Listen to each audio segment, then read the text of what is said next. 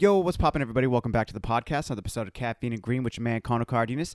And per usual, I just want to make sure you guys are heading over to www.caffeineandgreenroasting.com. That's right. That's the website where you can pick up any of the 3 coffees that I have to offer you guys. That, of course, I'm talking about the Issa Blend. It's dark, it's chocolatey, it's bold. I'm talking about that Morning Sesh, the collab with Shieldless Skateboarding Magazine, which is a single origin Colombia. It's a little bit juicy and just a little bit more smooth and citrusy. It's really, really nice.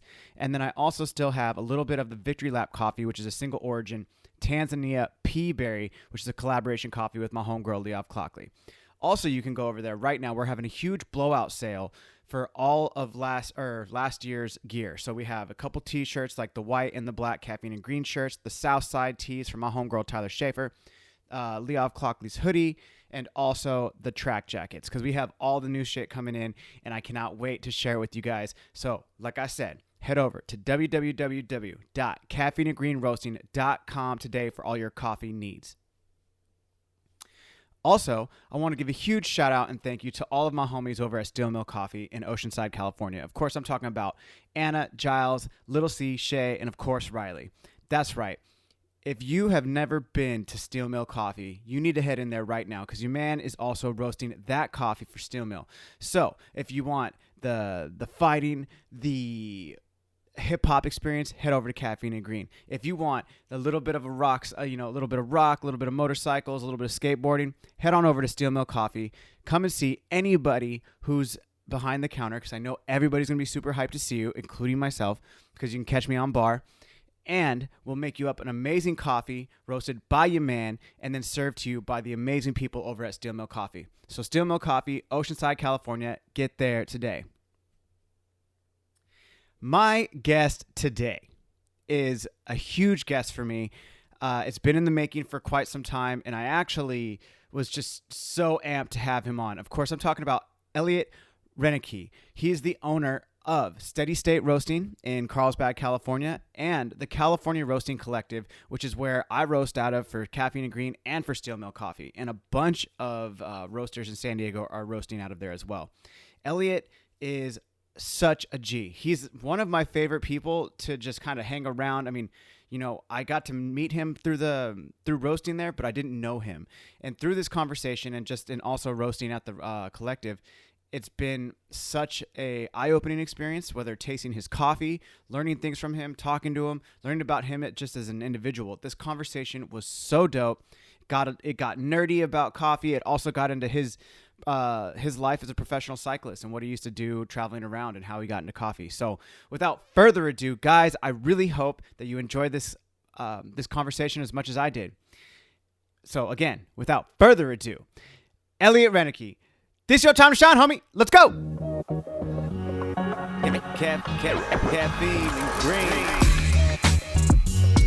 It's your boy Connor. What's good? Good. Caffeine and green.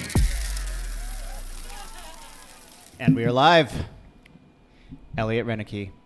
Welcome to Caffeine and Green, sir. Thank you, Kano. Yes. I'm glad we were able to reschedule. Yes, we were. We missed the original date, but you know what? It happened is I actually that day, I don't know. I mean, I'll just be real honest with you. My friend, I was at a jiu-jitsu gym, and he's like, "Do you like mushrooms?" And I was like, "Yeah." And he like gave me edibles. He's like, "I make these. This pro Muay Thai fighter makes them, and he's like, they're edibles." And he's like, "Oh yeah, that's like a gram." And I was like, "Okay, dope." And so I woke up. He's like, "Eat them on eat them on an empty stomach." And I was like, "Okay, cool." I ate some of them. And I was like, "Oh, they're not even that bad." And I just happened to I didn't have to really do much that day, and so I ate them. And then like 2 hours later, I was like making breakfast, and I just started looking at the food, and I was like, "Oh shit!" And I was like, "This is not good." And then so the day was fine. It didn't last very long, but like I ended up just kind of having like a personal day. Yeah. And I ended up just like, I was like, I texted you and I didn't hear from you, and I was like, "Oh, I'll just kind of play it by ear." I was like, "I'll be fine by this evening." But then you were like, "I'm a little tired." I was like, perfect. And then I just ended up chilling. I hadn't had like some dinner, and it just kind of was like a day that I needed to relax a little bit. Yeah, so. Kind of like a forced personal day. A forced personal day. And I don't know what I was thinking, but I felt like maybe my subconscious was like, "Hey, you need to chill." Because I think we all need more of those. Dude, I mean, without getting too far into that, you, sir, you do way more than I do. I mean, you have the California Roasting Collective, for people who don't know who you are, which is I guess, a staple for upcoming roasters and just like Steady State in general, because you're also one of the owners of Steady State Roasting, a very successful coffee roasting company in Carlsbad, which I wanted to talk about the original location as well. Yeah, sure. So for people who don't know you, you own Steady State, you own the California Roasting Collective. How long have you been roasting? 6 or 7 years. Really? Oh, shit. Give or take. I started in... You might have been at the collective when I had the original roaster, the little Ambex. Yeah, the Ambex, yeah. Yeah. I've roasted on that one. Yeah, I bought that on Craigslist 7-8 years ago, maybe. I'm not really sure the dates. And put it in a shed behind my house in Really? Cardiff. And that's how I started. Just like Tyler. Yeah. Stoked. Yeah. That's sick. Did that for a while and ended up getting a gig at I worked for a bike company and stuff at the time. Okay. Got a gig serving coffee for 3 days at like a big festival kinda, which basically bought our first espresso machine. Whoa. And at the same time I was moving into our first location, the shared space. The one in the, it was like a welding. Yeah, there was welding, like glass making, like not like blowing glass, but they would upcycle bottles. So people would give them their old Coke bottles and they'd cut the top off so you could drink out of it. Things like that. And they had like a gift shop up front. There's a ceramicist that like made mugs and all kinds of plates and cool stuff. And then also a woodworker. Dude, yeah. I got to give their names. It's Kyle Sabri. He does really nice high-end woodworking. April Hernandez, she owns Handled Pottery. It's called for the ceramicist. And Gabby and Rusty had it's called Everbottle. Damn. So I had about 200 square feet. And I just wanted to get that space to move my roaster in there to get it away from the house, and I was like, I don't really have a plan. I just want to roast. Maybe I'll sell some to friends and family. I was in the cycling world at the time, so I was kind of giving it some to friends through there and everything. Just kind of, it's what I wanted to do, I wanted to just learn and kind of figure it out. Self-taught? Self-taught with help along the way. My friend Curtis at Presta Roasters in Tucson, he was a cyclist too. Okay. Presta is the valve on tubes. Like there's Schrader or Presta, that's why he named his. Oh, wow. Presta, yeah. So I went out with him and hung out with him when I was kind of learning in the beginning. And I've gotten some consulting help along the way from Scott. Rao? Yeah. Nice. If you meet the right people, everyone's kind of open to share things. Yeah. It just took time to meet the right people. And otherwise, it was just learning, like roasting, trying. All on the Ambex? All on the Ambex, yep. Damn. So, now, I had heard about, I was working at Zoom Bar Coffee and Tea in Cardiff, and I had heard about Steady State, but was it called Boogie Beans before? Yeah. Was that the original name of Steady State? Yeah, that was the original name, yeah. I still have, in the warehouse, actually, next time you're there, at the collective, I have the first placard that we had. Really? It says Boogie Beans, yeah. There's still some T-shirts out there, too, people that have them. Dope. Yeah. That's so rad. So you started it as Boogie Beans, and then somebody, because this is all like secondhand, like I was just told, it was that you started as Boogie Beans, but then you shut it down and then relaunched it as Steady State? We never shut it down. No. Okay. When I first started, I was still working. I worked at a bicycle company. Okay. It was called Focus Bikes North America. They were a German brand. And that's who I raced for when I raced. And I worked there back in the warehouse and kind of trained during the morning and then would go there at night. And then I started opening at first I wasn't even going to serve coffee there, but then we did that event. I bought an espresso machine and everyone was like, you should serve coffee. I'm like, I don't know how to like run a cafe. I don't know how to like get health department permits. Like, how do you do that? I think I need a 3-compartment sink. I don't know. Like, Maybe. Where do we even put that? Like, I don't really know what I'm doing. But I have friends that worked at like the city of Encinitas and just started asking people, and everyone was like, dude, just do it until they say you can't do it. And I was like, really? And they're like, yeah, you won't get a fine, you won't get in trouble, you won't go to jail. Like, they'll just say, oh, if you want to do this, this is what you need to do. I was like, really? So we did that, serve coffee illegally for about 1.5 years. Whoa. With no health department permits, no anything. And then the health department comes in and they're like, yo, you need to like fix this all up. No, we opened our next location before, yeah. What? Yeah. The one down the street? Mm-hmm. Whoa. We learned later that even the city of Carlsbad knew about us, but we were getting written up in like the Orange County newspaper, us in like Campfire as like, is Carlsbad getting hip? Like weird, like we were at Zagat's top 10 coffee shops illegally, like with an illegal location in San Diego. I mean, we got second in regionals for the roasting comp in Austin and then New Orleans. I think we were still in that location when we did good at New Orleans. And was that all off of your Ambex too? Mm-hmm. Wow. So we're getting like all this press and just written up on. It's fun, like local Carlsbad magazine, you know, like I want to do a story on you, and I'm like, fuck, we're getting shut down any day now. You know? You look at it and you're like, all right, here they come. Like, oh, but shit. The city decided since it was a good thing, like they weren't actually going to do anything unless someone complained, and no one ever complained. So we kind of got lucky. It allowed me to learn how to, like, kind of get a feeling what I wanted my voice to be in coffee, what we wanted to do. Yeah. How to hire people, how to like work with people, how to train them. Like, okay, I've been working every day. We were only 3 days a week at first, Monday, Wednesday, Friday, Saturday, actually, from like 7 to 12. Yeah, I remember it was super hard to get there because I was hearing the buzz in Cardiff. They're like, dude, you have to get there. It's like this dude, Elliot. He won this competition, like, and I was has no idea what he's doing, but you gotta go, dude. They were like, the way people were hyping it up is like, yo, the best espresso, like, there's nothing better, and it was just like, what? And that's a scary thing though when you're in business, and because then you have nothing but expectations to not meet, and that's always been our driving force, or my driving force, to do things the way we do. Because once you get there and people. I mean, you know how people are. Like, you had a great experience somewhere. You're like, dude, this place is awesome. You tell all your friends, you hype it up. They go there and they're like, I'll see about that. Yeah. You know? And then they just have an off employee, or that employee's having an off day that day. They go there. They're like, kind of, you're full of shit. This place sucks. You know? Yeah. And then it just goes downhill from there. So, but being there, it allowed me to figure everything out, like how to run a cafe, how to hire people, how to train them, how to like write SOPs, like how are we gonna roast, like what do people actually want now? Like my whole time at the beginning, I was like, we didn't even have cream for ever, you know.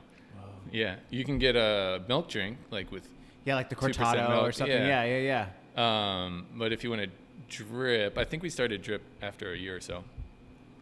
But otherwise, if you got a pour over, I can put some milk in there for you if you want, but we don't have half and half, sorry. Yeah. I mean, like, that was when the first time, I still remember, like, I know this sounds super geeky, but like, I still remember the first day I went, like, I brought my dog, I brought my ex, and then like, I went in there and there was this, this lady behind the counter, and she, you know, I ordered a cappuccino, and then I got an espresso shot, and then I was like sitting there having my stuff, and I was like out on that little wood bench that was out front. Or not a bench, but it was just like this wood log. A block, yeah. And then I went back in. I was like, damn, I'm going to go to get a cortado. And I remember, like, you had those little baby cups. Yeah. And I was like, this is so dope. I can't believe I've never seen this before. And the coffee was like, I did believe the hype at that point. Nice. I was like, God damn, like, yo, this dude knows what he's doing. But it was like, it was so rad because you walked in, you could see the welding stuff, but then you had these beautiful wood bars. That, like, it was like the one that went across, and then it went to the like, if you're looking at it, go to the left, right? Yeah. And so there's only a couple stools. 3. Yeah.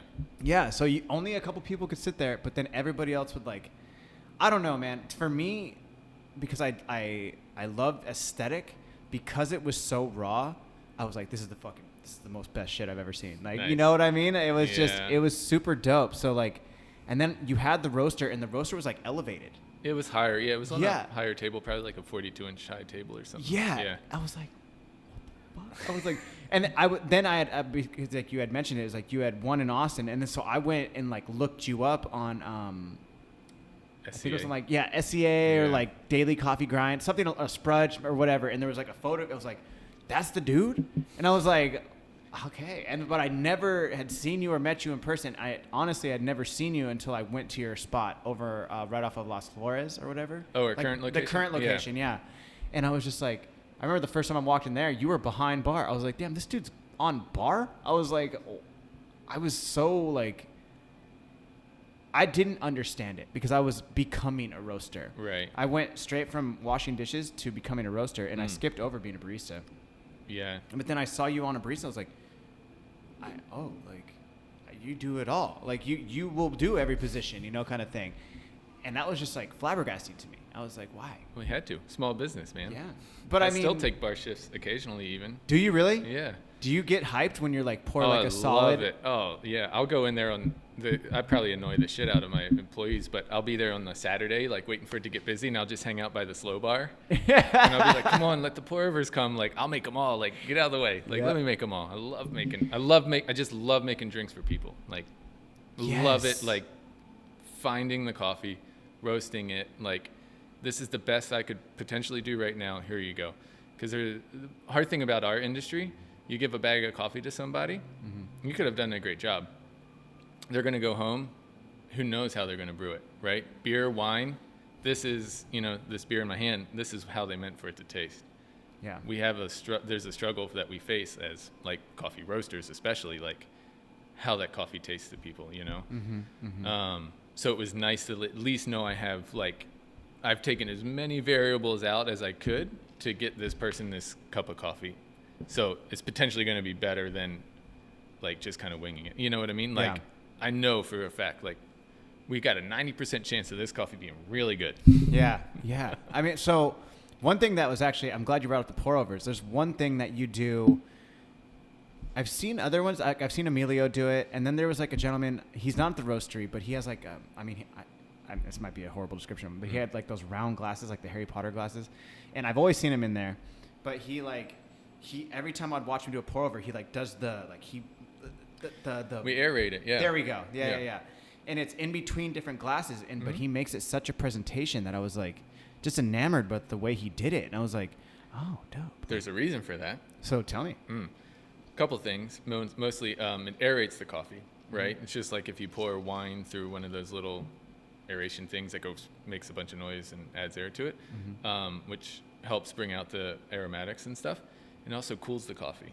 Yeah. Right? So you're cupping the first pass, usually at a cupping table, you're like, I don't know, it tasted like chocolate.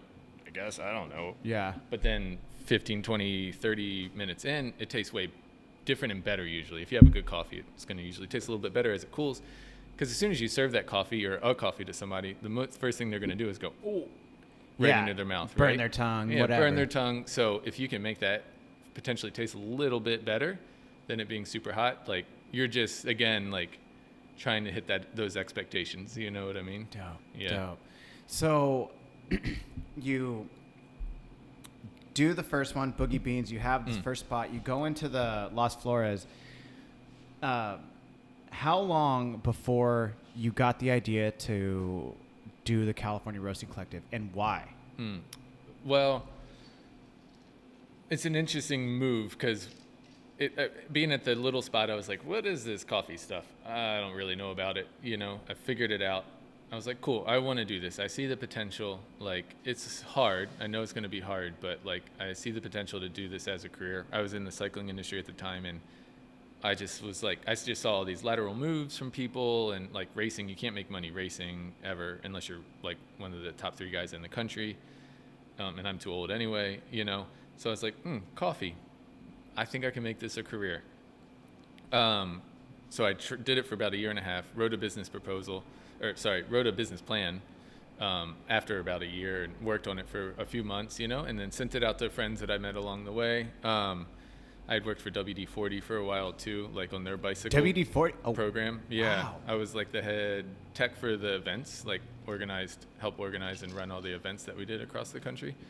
Damn. So I sent it to like a friend there, and Len, my current business partner, and some other people. And Len, I was like, hey, can you guys look at this? And Len was just immediately like, hey, I sold my company 5 years ago. I'm kind of bored. This looks great. I think you're doing something good. I'm in. I was like, are you serious? Okay, so we just figured it out. from then, it wasn't even like I wasn't like, hey, Len, want to be a business partner? Yeah. And we've gotten along great over the past 4 or 5 years. That's when we expanded into that shop. I had already had the lease on that location, and it took me a year to build it out. Because again, I don't know what the fuck I'm doing. Like, I don't know how to go get plans and send them to the health department. Like, I was a carpenter for like 6 or 8 years after college, so I know how to do the work. Oh. But I was like, I don't really know how to do all this permitting shit. Mm-hmm. So it accelerated a little bit once we brought Len and Dave. They kind of came in together into steady state, and we finished building that spot out, and then bought the San Fran at the Collective and put that in another location for a year or two. But I had always wanted to do the Collective because the whole reason I started roasting is pretty much just because I wanted to learn how to do it, right? Yeah. I wanted to have fucking cropser. I wanted to have good probes. I wanted to roast coffee. I wanted to try it. Mm-hmm. I mean, I do, but I almost don't give a shit what happens after that. Like, I just want to know what I've done. Like, what is this coffee? How can we roast it? How can we make it taste good? What happens if I do this? What happens if I do that? And then, like, okay, cool. I learned, like, I made the coffee good. Awesome. Like, is this the coffee? Is this the best it could be? Like, try to get there, you know? Yeah. It's all I really ever wanted to try to do. So just like when I was starting too, I reached out to everyone that I knew that roasted coffee, right? Mm-hmm. And whether they're too busy or they're too cool for school or they think they have all the secrets, nobody really responded, you know? Wow. Like, hey, I want to learn how to roast coffee. I'll come. I mean, we get the emails now too. Like, I want to come. I'll come work for free. I just want to see what happens there. Like, nobody even responded, you know? So I could have ended up working somewhere else if someone would have responded and never had anything. Whoa. Yeah. So opening the Collective is something that I always wanted to do to help people. And we went and we visited a couple other collectives up in Oakland, and all of them were geared towards larger businesses, larger roasters, you know. They have Oakland and New York and Australia, where all these other collectives are, they have a much more mature coffee businesses, I would say. Okay. San Diego, we're super young. Super new. Yeah. Super new. I think I heard, someone told me, I didn't see it yet, but San Diego is, I think, ranked 2nd or 3rd right now for coffee as like a city in the country. Someone told me, some report came out recently. So we're getting there, but the whole idea of the Collective is to raise, like, to bring awareness to San Diego as being a coffee destination, if you would. You know, we are that for beer. And I just think we're following in the footsteps of beer. I think we have the people, like the people that are interested in knowing what they're putting into their body, you know, with everybody here. Mm-hmm. And we have the people, the roasters like you and everyone else that want to learn how to roast coffee. We have people that are engaged and want to learn how to do it. So, so that's kind of the whole reasoning. And then when we built it out, I was like, we were all like, me and Len and Dave, we all agreed, like, and Ellen too, my wife, she manages the cafe, she's an owner as well, but we were all like, dude, let's make this like for small guys that can start, like, that have never roasted before. And honestly, since we've opened, that's been the coolest thing, is seeing like these guys come in and they're like, these are coffee roasters? That's cool. Yeah. I'm going to start a business. And we're like, cool. And we just wanted to make the barrier to entry to like learning how to do it as low as we can, you know? So that's kind of the whole idea.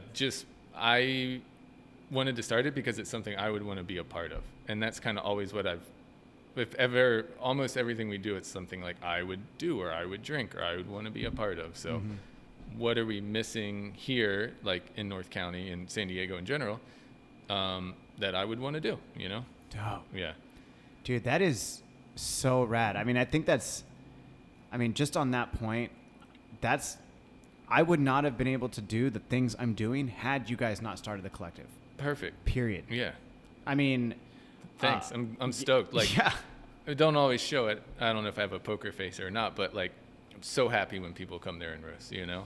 Dude, it's like, no, I mean, that's your baby, right? Like, it's one of your 2 babies, if you will. Like, I think it's been very, I guess I'm getting ahead of myself. Before, to your point, like, I was just in Oregon maybe about a month ago now.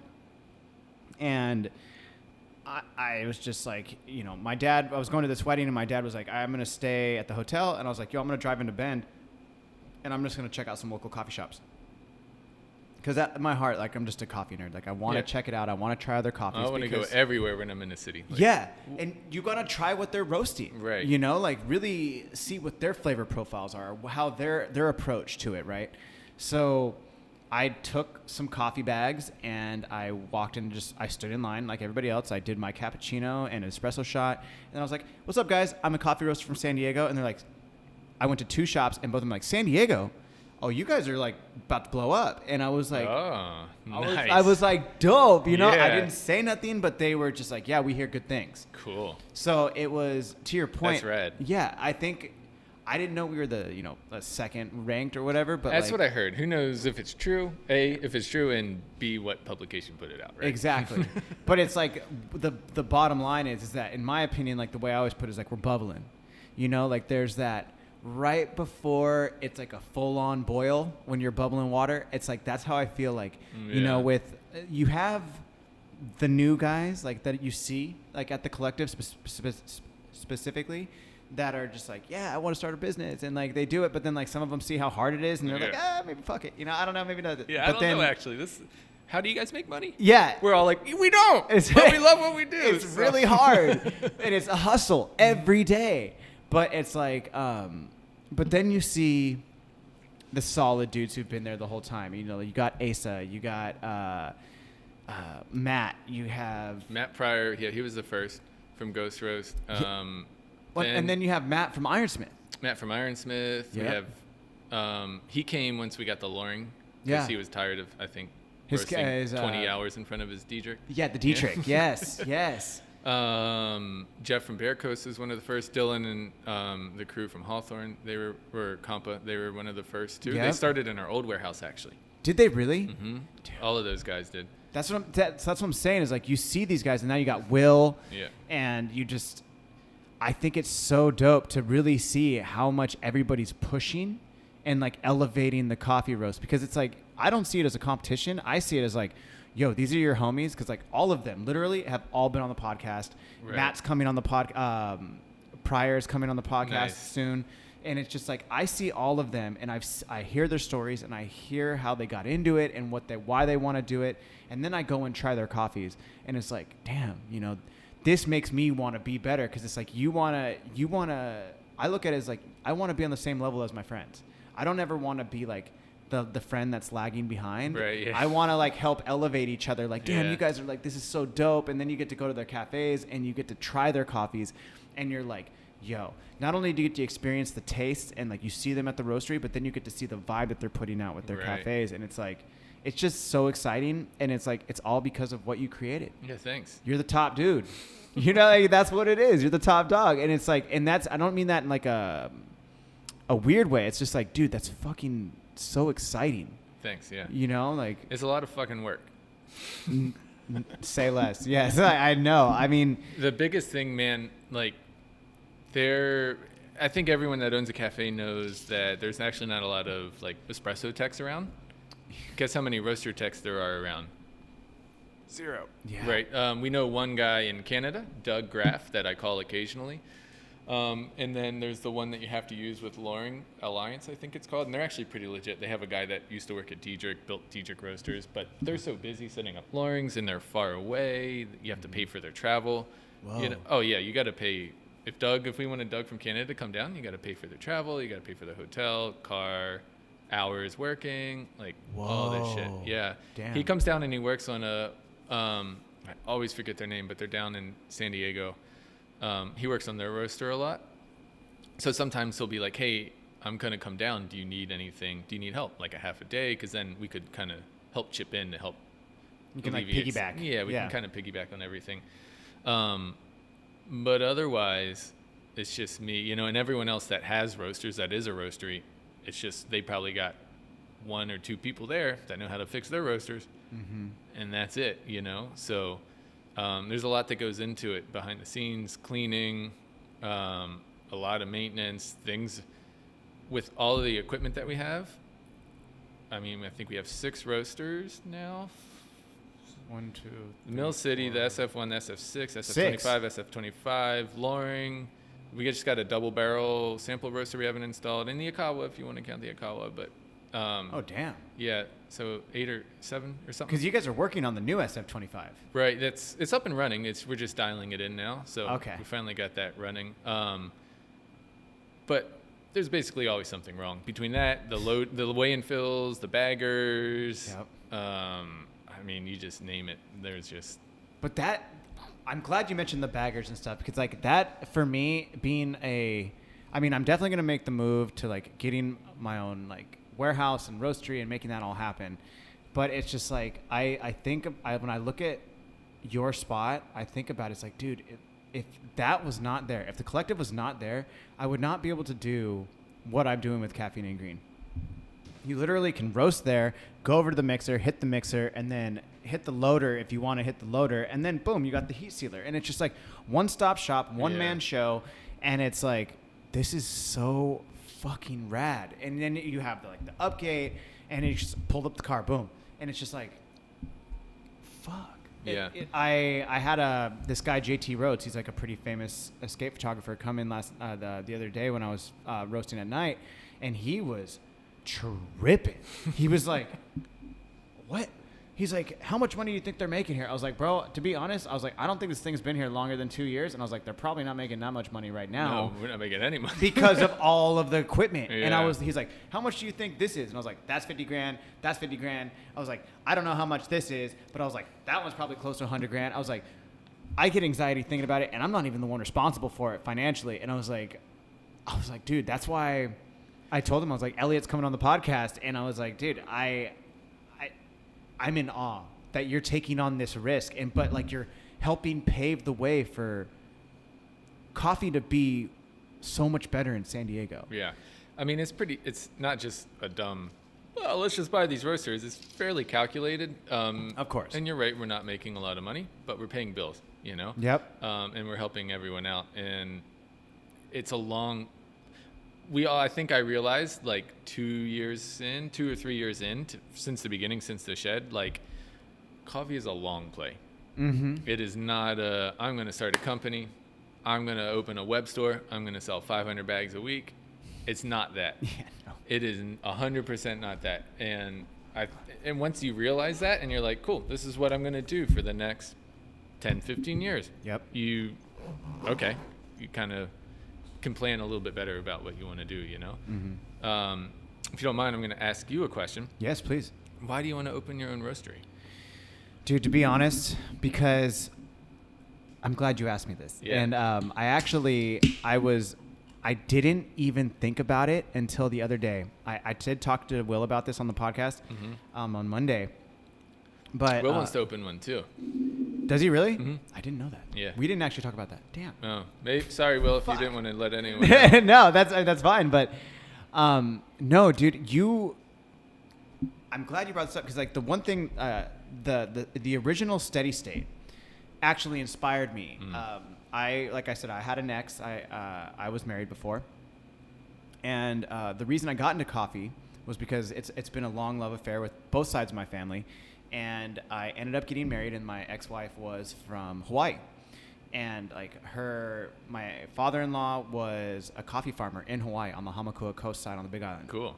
Dude, and it was so rad, like 14-foot coffee plants, and I would they were Jehovah's Witnesses, and they would all leave, and then I would roll a joint, and I would go out in the coffee farm. Why do they have 14-foot coffee plants? Why wouldn't they crop those? Because he just didn't care. He would just hire people I guess, there wasn't a lot of Mexicans out there, but it would be whoever, people, it would be people coming from the Philippines or whatever, and they would hire them and give them 14-foot ladders, and then there would be the scrub spiders, and you would just go with a bucket, and he'd be like, go pick the coffee.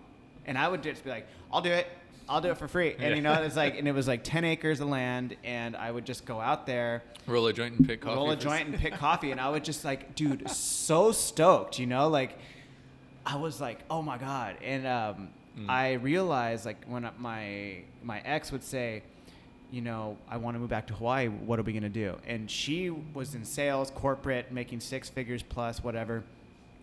And I was sales, PR, marketing, and I was I always wanted to work in coffee, never was able to get a job. And then I realized I was like, this is what I want to do. Like, so I quit my job. I moved back from San Francisco and to move back to San Diego, and I worked as a dishwasher at Zoom Bar. And then I pestered Steve until he let me roast. Nice. I still love that Cardiff Zoom Bar. That's Dude. My shed was right there, near there. Yeah. Yeah. Yeah. And I used to live right over there. Nice. And so it was like I went into steady state for the very first time, and I was just enamored and loved how it looked. And then so fast forward, my father-in-law, he owns an auto body shop in Waimea. And basically we had kind of put together a plan, and I had talked to my father-in-law, and I was like, hey, like, you know, we move out here. Can I explained steady state to him. Literally, I drew it out for him. And I was like, this is what they did in a welding shop. And I was like, I would really like to do that here. And he was like, okay, I'll give you part of the auto body shop. You can put a roaster in there. And then I was like, I got to build a coffee cart. And I was like, I will serve espresso at the auto body shop. Because he's lucky enough, he got all of the car rentals. So when you fly into Kona, all the car rental areas, they take all of their cars, every single company, to his auto body shop. And he services them all. He's doing well. Yeah. And he was like, yeah, there's hella people. Like, you can serve coffee. I was like, dope. And then, you know, we go through with the plan. We get married. The day after we get married was my birthday. And, dude, he straight up, like, didn't even waste a breath. He was like, Connell, come here. I got to talk to you. So I'm sitting there with my father-in-law and Tata, which is her grandfather. And they were like, hey, there's 2 roasters on the Big Island, and they only roast. There's no cafe. But he's like, I know all these farmers, and everybody has coffee, and they all want it roasted. He's like, have you thought about just opening up a roastery? And I was like, actually, yeah. I had already researched them. I looked them up, and I was like, yeah, let me do it. But I also want to open a cafe or just a coffee cart. And so I started putting that into motion, and, you know, things fell apart with my ex. And basically I was like, you know. Did you guys buy a roaster? No. Okay. No. Nothing. I didn't buy anything. No. But I was like, it was kind of crazy is that they have on their 5 acres of land, because they sold 5 acres and then they had 5 acres, but they had a house in the back, and they were like, hey, you can live in that house rent free. You come out here, start setting up the business. And then, you know, my ex would stay on the mainland and, you know, do her thing until she could come. And I was like hyping. I was like, this is exactly what I want to do. And it was always what I wanted to do. I don't necessarily need to hop behind a bar and like do it. But now that I do, because here at Still Mill, where we're doing the podcast, it's like you, I love it, dude. I geek out on the feeling that like I get to select the coffee, buy the green, scoop the green, roast it, bring it here, and then hop behind bar and make you a fucking drink. And I love it. Yeah. I love the community. It's great. Dude, it's so rad, and it gets me so stoked. And I was just like, okay, fuck it. Like, you know, whatever. But Caffeine and Green was never about opening up a cafe. You know, Will even asked me, he's like, when's the brick and mortar coming? I'm like, bro, honestly, I don't ever really think I'm going to have a brick and mortar. I want to roast. I definitely want to like do artwork and do murals and like put the hip hop aspect on it and like what is me, and then roast, and then have a pickup window, maybe like 10 to 2, you know, like have an espresso machine, do the damn thing. But then like the thing is like private label, Caffeine and Green, do Steel Mill, have a one-stop shop for us where we can do cold brew production and do all these things. But that's 100% what I wanted to do. And then without even knowing it, like after I had left the cafe that I was working with, I was like, no, I'm making this happen. I'm doing me. I'm not making money for anybody else anymore. And if I am going to work for anybody, it's going to be for Steel Mill, because Shay was there on pretty much the first day I ever walked into the roastery. And Shay is 100% the reason I started the podcast. Like Shay, he introduced me to the Joe Rogan podcast, and then I started listening to it, and I was like, dude, you know, this guy just talks to everybody. I was like, we know enough pro skateboarders that are like high caliber that why don't we just start a podcast? He's like, oh yeah, that'd be great. So I researched it for 6 months, and I taught myself audio engineering and figured out how to do it. And then Shay was my first guest on episode number 1, and he was on episode 100. And it was like, I told him, I was like, dude, I will never work for anybody else unless it's you. I'll work for myself, but you are the only other person I'll work for. And it was funny is that when I was working at the other cafe, on my second day working there, he called me and he was like, how much is it going to take you? How much is it going to take for you to leave them? I was like, dude, I just started yesterday. He was like, well, during the future. And I was like, okay. So when I left, he was the first person I called. I was like, I'm not working there no more. And he was like, I'm gonna call Riley.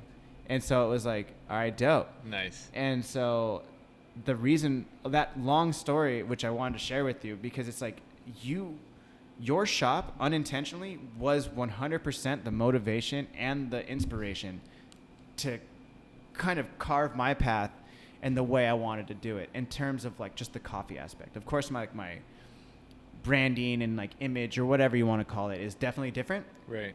But because I walked into your shop, I was like, yo, this is possible. Like, this is 100% what it is. I can make it anywhere.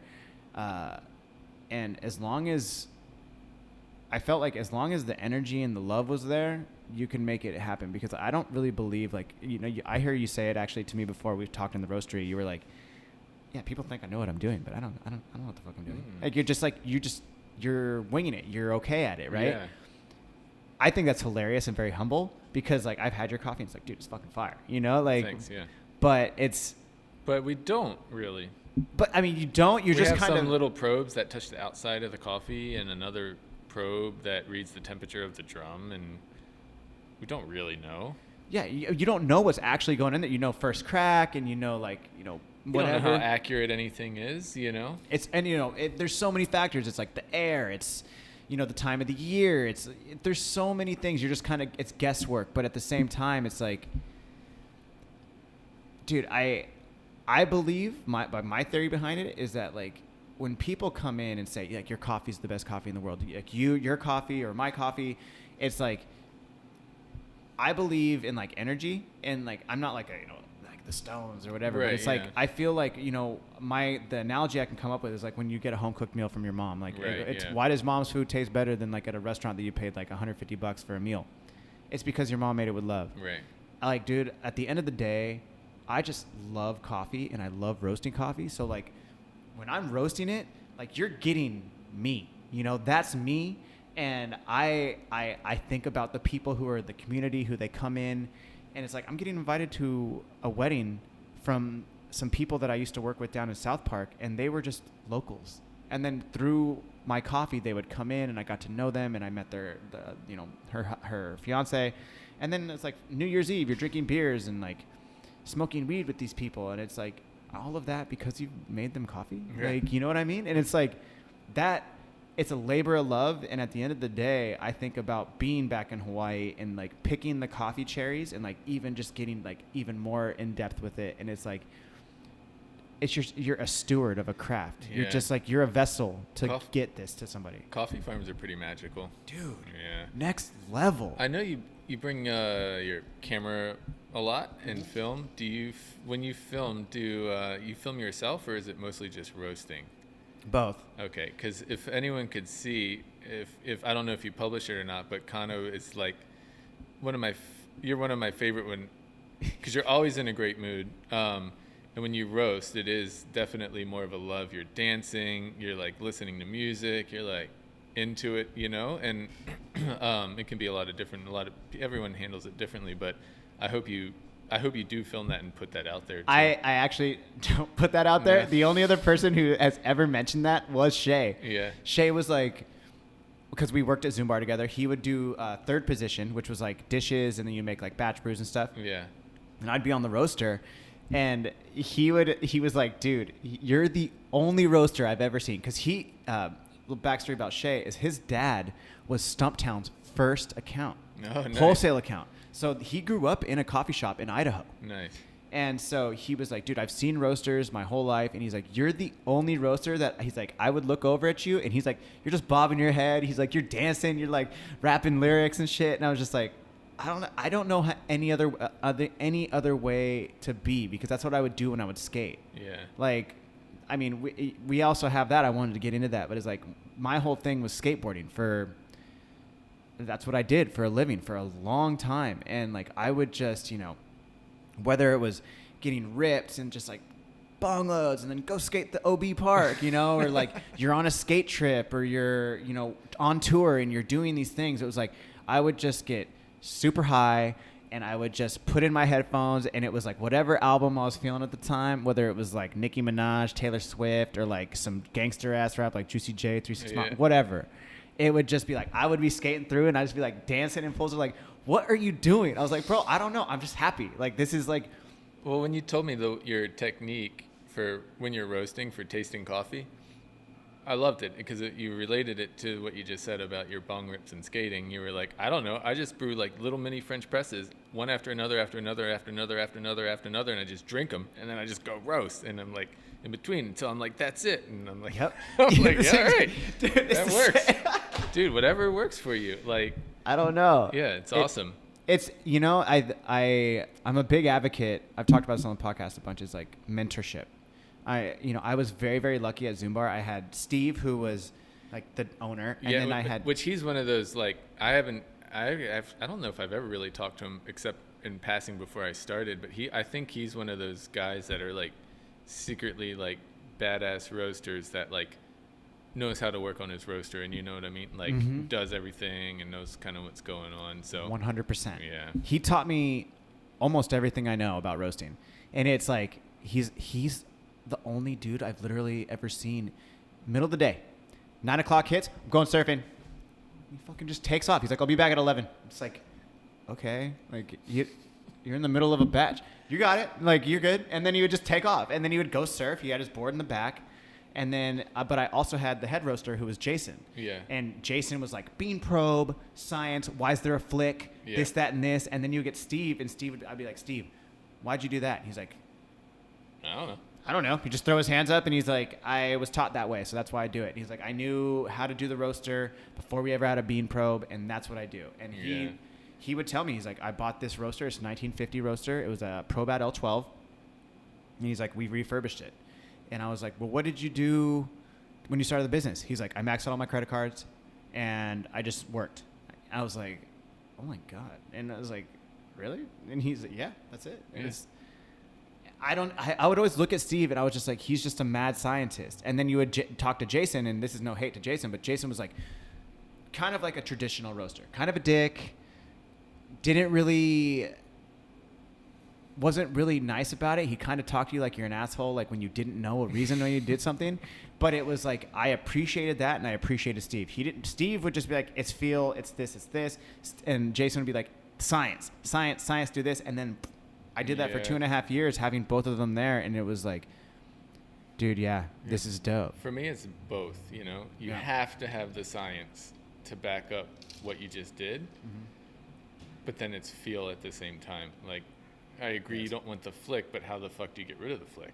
You know, right? Exactly. There's just things like that, and then consistency, I think, is the hardest thing for everyone, but consistency is key. Yeah.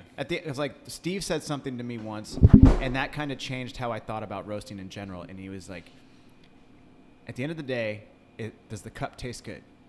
And he's like, I want to be able to leave my cup of coffee here, whether there's cream in it, whether it's black, whatever.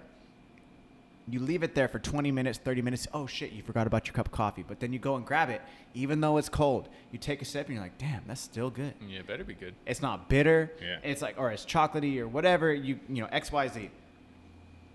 And once he said that to me, and I had a little bit more of an understanding about like coffee roasting in general, it made all the sense in the world. It's like, you can be obsessed with, like, you know, the best Panama Geisha coffee and all these things, but somebody around the world is not going to like it. Yeah. At the end of the day, the person who's receiving your cup of coffee is the final judge. You could be obsessing about like the charge temp and the air, like the air dampers and the flame settings and this and this and this, but then it's like, homeboy over there just liked the cup. Yeah, that's, you know? that is what we face all the time, right? Because you get that, like you said, that reputation. Oh, I heard Steady State is great, whatever, right? They come by, they look at the menu, they go, this is $10. This has to be good. Yeah. And it's like, well, yeah, I like it, but what do you usually get when you go to a cafe? You know, they're like, oh, a 20-ounce latte with simple syrup. And it's like, you should not get this. Like, let me please, you know, like, you're not going to like this. And You will tell somebody that? No, I won't tell them, like, I wouldn't say it like that, but I'd be like, oh, well, what do you usually get? And they'd be like, oh, a latte. And be like, let us make you a latte today. You know, I'll just make you one.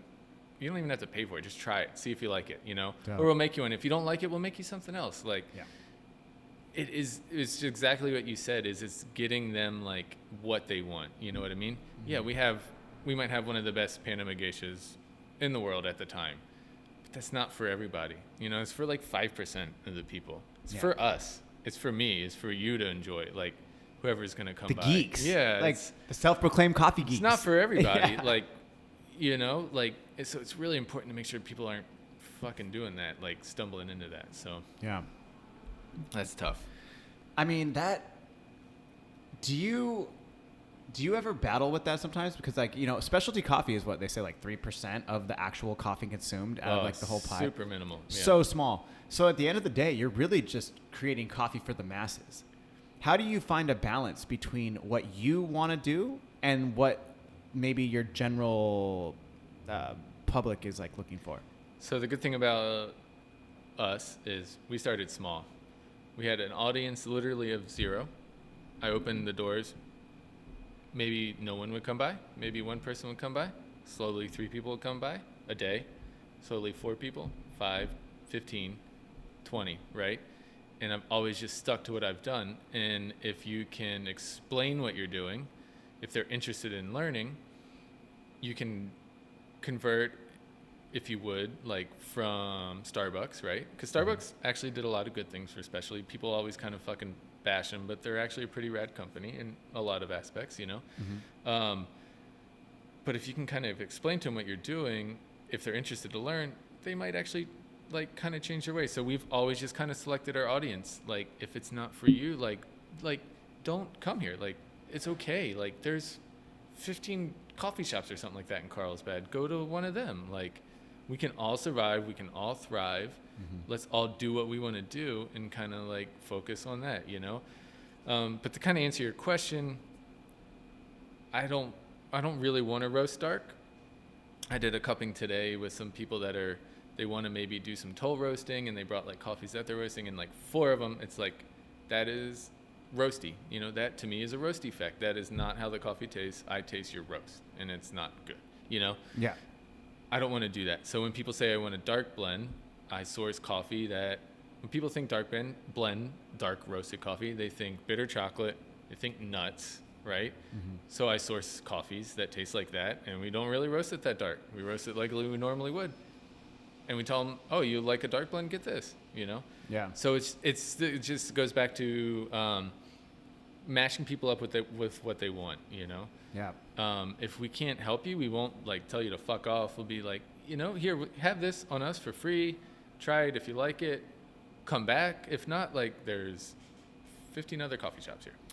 I mean, on that point too, I mean, you can even go on that consulting that road is like Len actually has now, I think Len supplied 3 different people to me.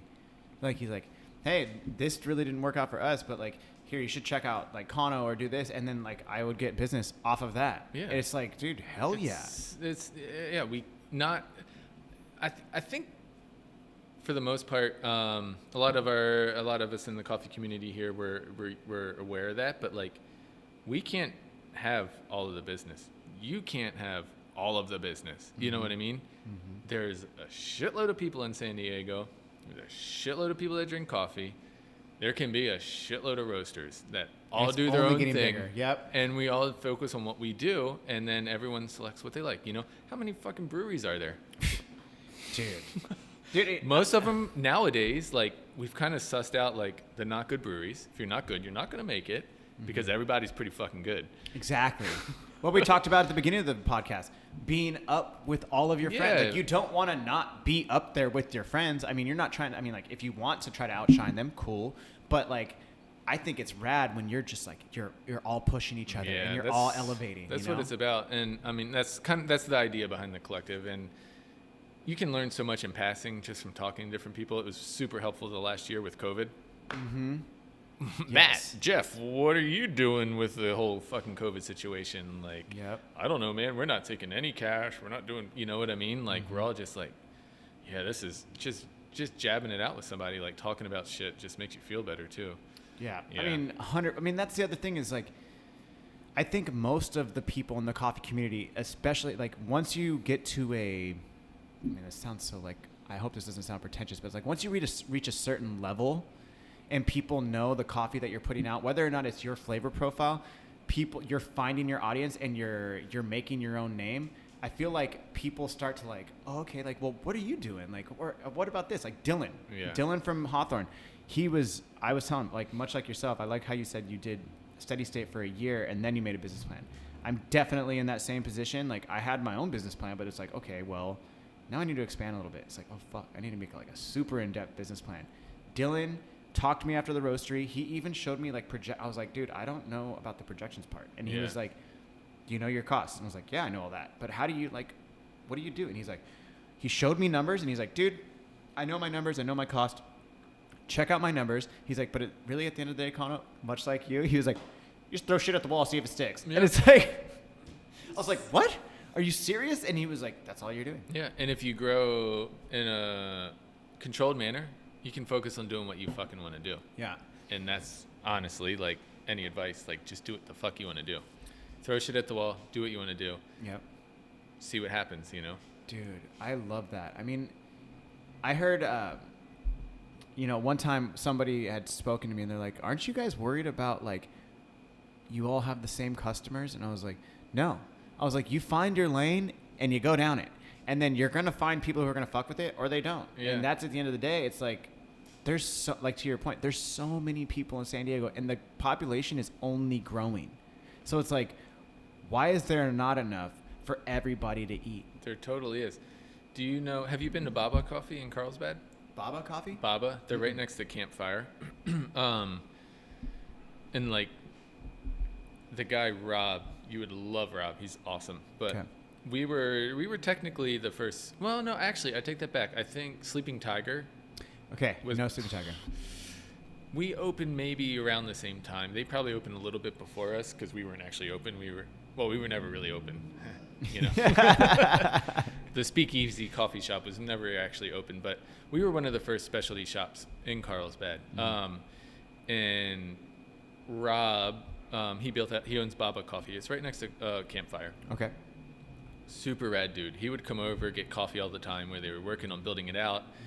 And he would make jokes. He's like, I'm going to throw a fucking Molotov cocktail through your window. We'll see who's standing. Like, just joking. Just talking shit. With me. And he's like, no, I'm just kidding. He's like, he was cool because he, you know, there's sometimes that weird thing. Oh, I'm in the coffee industry. I'm opening up a shop across the street. Like, I'm going to get a discount kind of thing. He's always like, I'm going to pay for my coffee all the time. Don't give me a discount. I'm going to pay for you. You come, you support me, you pay for me. And I was like, dude, I totally agree with that. I've always had friends and it's always been weird. And then you get to a weird situation. Like, so we come by. He would hang out, and we were both on like the same agreement. Like, yeah, it can be like a fucking car dealership street. You know what I mean? Yep. You go by to the fucking Carlsbad, all those auto malls, like, they're Toyota, all surviving. Audi, you go everything. get whatever one you want. Yep. But then all of a sudden, that's a destination for people that want to buy cars and people that want to go get coffee. You know what I mean? Mm-hmm. Like if State Street in Carlsbad was 18 coffee shops on State Street, it'd be bitching. Like some people get defensive and we're like, nah, but like fucking bring it. You know what I mean? Like Rob does well. We do well. I'm sure Lofty's doing well. I'm sure Sleeping Tiger's doing well. Like we're all doing well. Like you find the more people that come, the more it's going to be better for everybody. Like well, because then it becomes a destination. Exactly. Yeah, dude. Yeah, that's so fucking dope. Like I can't tell you I'll never forget the first time someone told me they drove from LA to come to the first location. Really? Yeah. Whoa. Like that was their day. That was their whole day. I was like, damn, that's cool. Okay. So we actually have a thing here, huh? Did you ask them, like, my initial response is like, did you like the coffee? Like, when they're like, nah, it was like, it was okay. But like, or they were like, no, it was so fucking dope. No, I didn't ask. I never really asked that. I don't want to know. I mean, I want to know, but I don't, you know. Really? You want to know, but I definitely always want to know. Because like, no, you can't ask them though. If you ask someone face to face, unless they're a real friend, right? My real friends when I was starting out, and even now, only my real true friends will tell me if something's not good, right? Wow.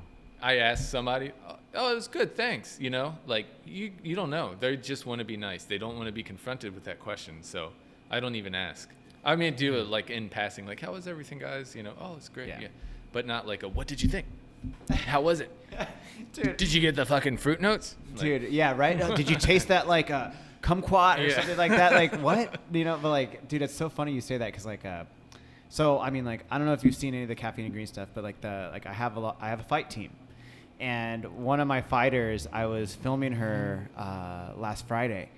And, dude, out of nowhere, like, she just said some shit. She was like, I got to keep you humble. I was like, what? I was like, yo, I'm not even, like, cocky. I was like, what are you talking about?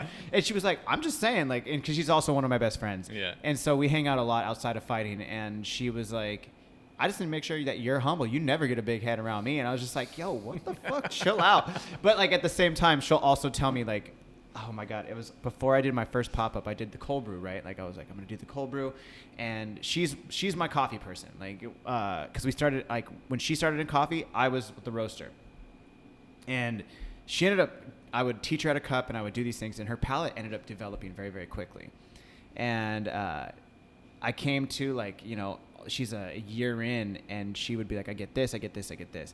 And dude, she came up to me one time and she was like, all your coffees taste the same. And I was like, what did you say to me? I was like so like livid. And like at the end of the day, we ended up having a cupping at Inter-American afterwards.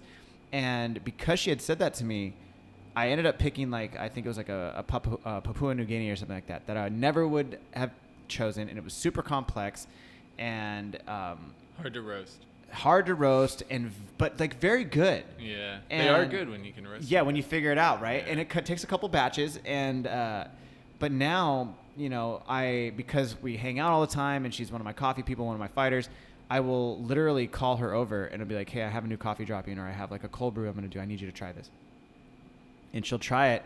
And the Issa blend that I started Caffeine and Green with, she does not like it. She's never liked it. She doesn't like the whole bean. She doesn't like the cold brew, but she loves my other coffees. And it was so funny. I was like, I need you to come over to try the cold brew. And so she's like, she comes over and she tastes it. She's like, I don't like it. And I was like, still? She's like, I told you I don't like it. And I was like, okay. But I tried it and then I gave it to some other people and they like it. She's like, okay, then it's good. And I was just like, God damn it. Like, does not matter. It's been like over a year. She still hates it. And it's just like, fuck, man. Like, but then I give her like the morning sesh. She loves it. I give her the victory lap. She loves it. Any other coffees? Dope. She comes here. When Steel Mill switched over to me roasting, it was the day after Halloween that we put the espresso on.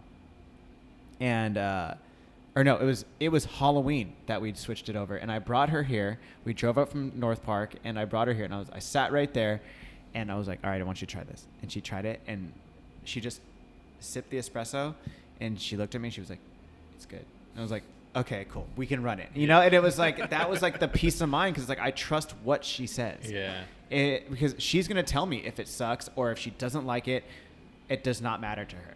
And that to me is like, that is so valuable. Like, dude, you don't have a lot of people in your life who will tell you it's like some real shit. Yeah, you totally. know?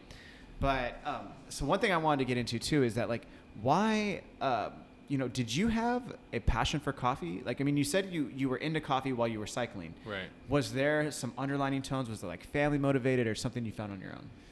Something I found on my own. I've always drank coffee. Mm-hmm. Before, we'll just go back many years.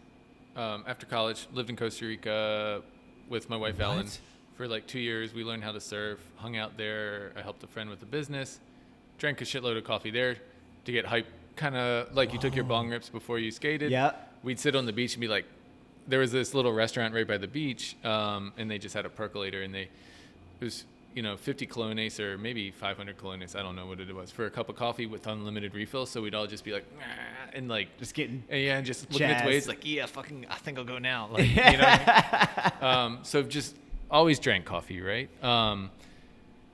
After worked in carpentry for a while, that's a very common thing to work on houses and drink coffee breaks.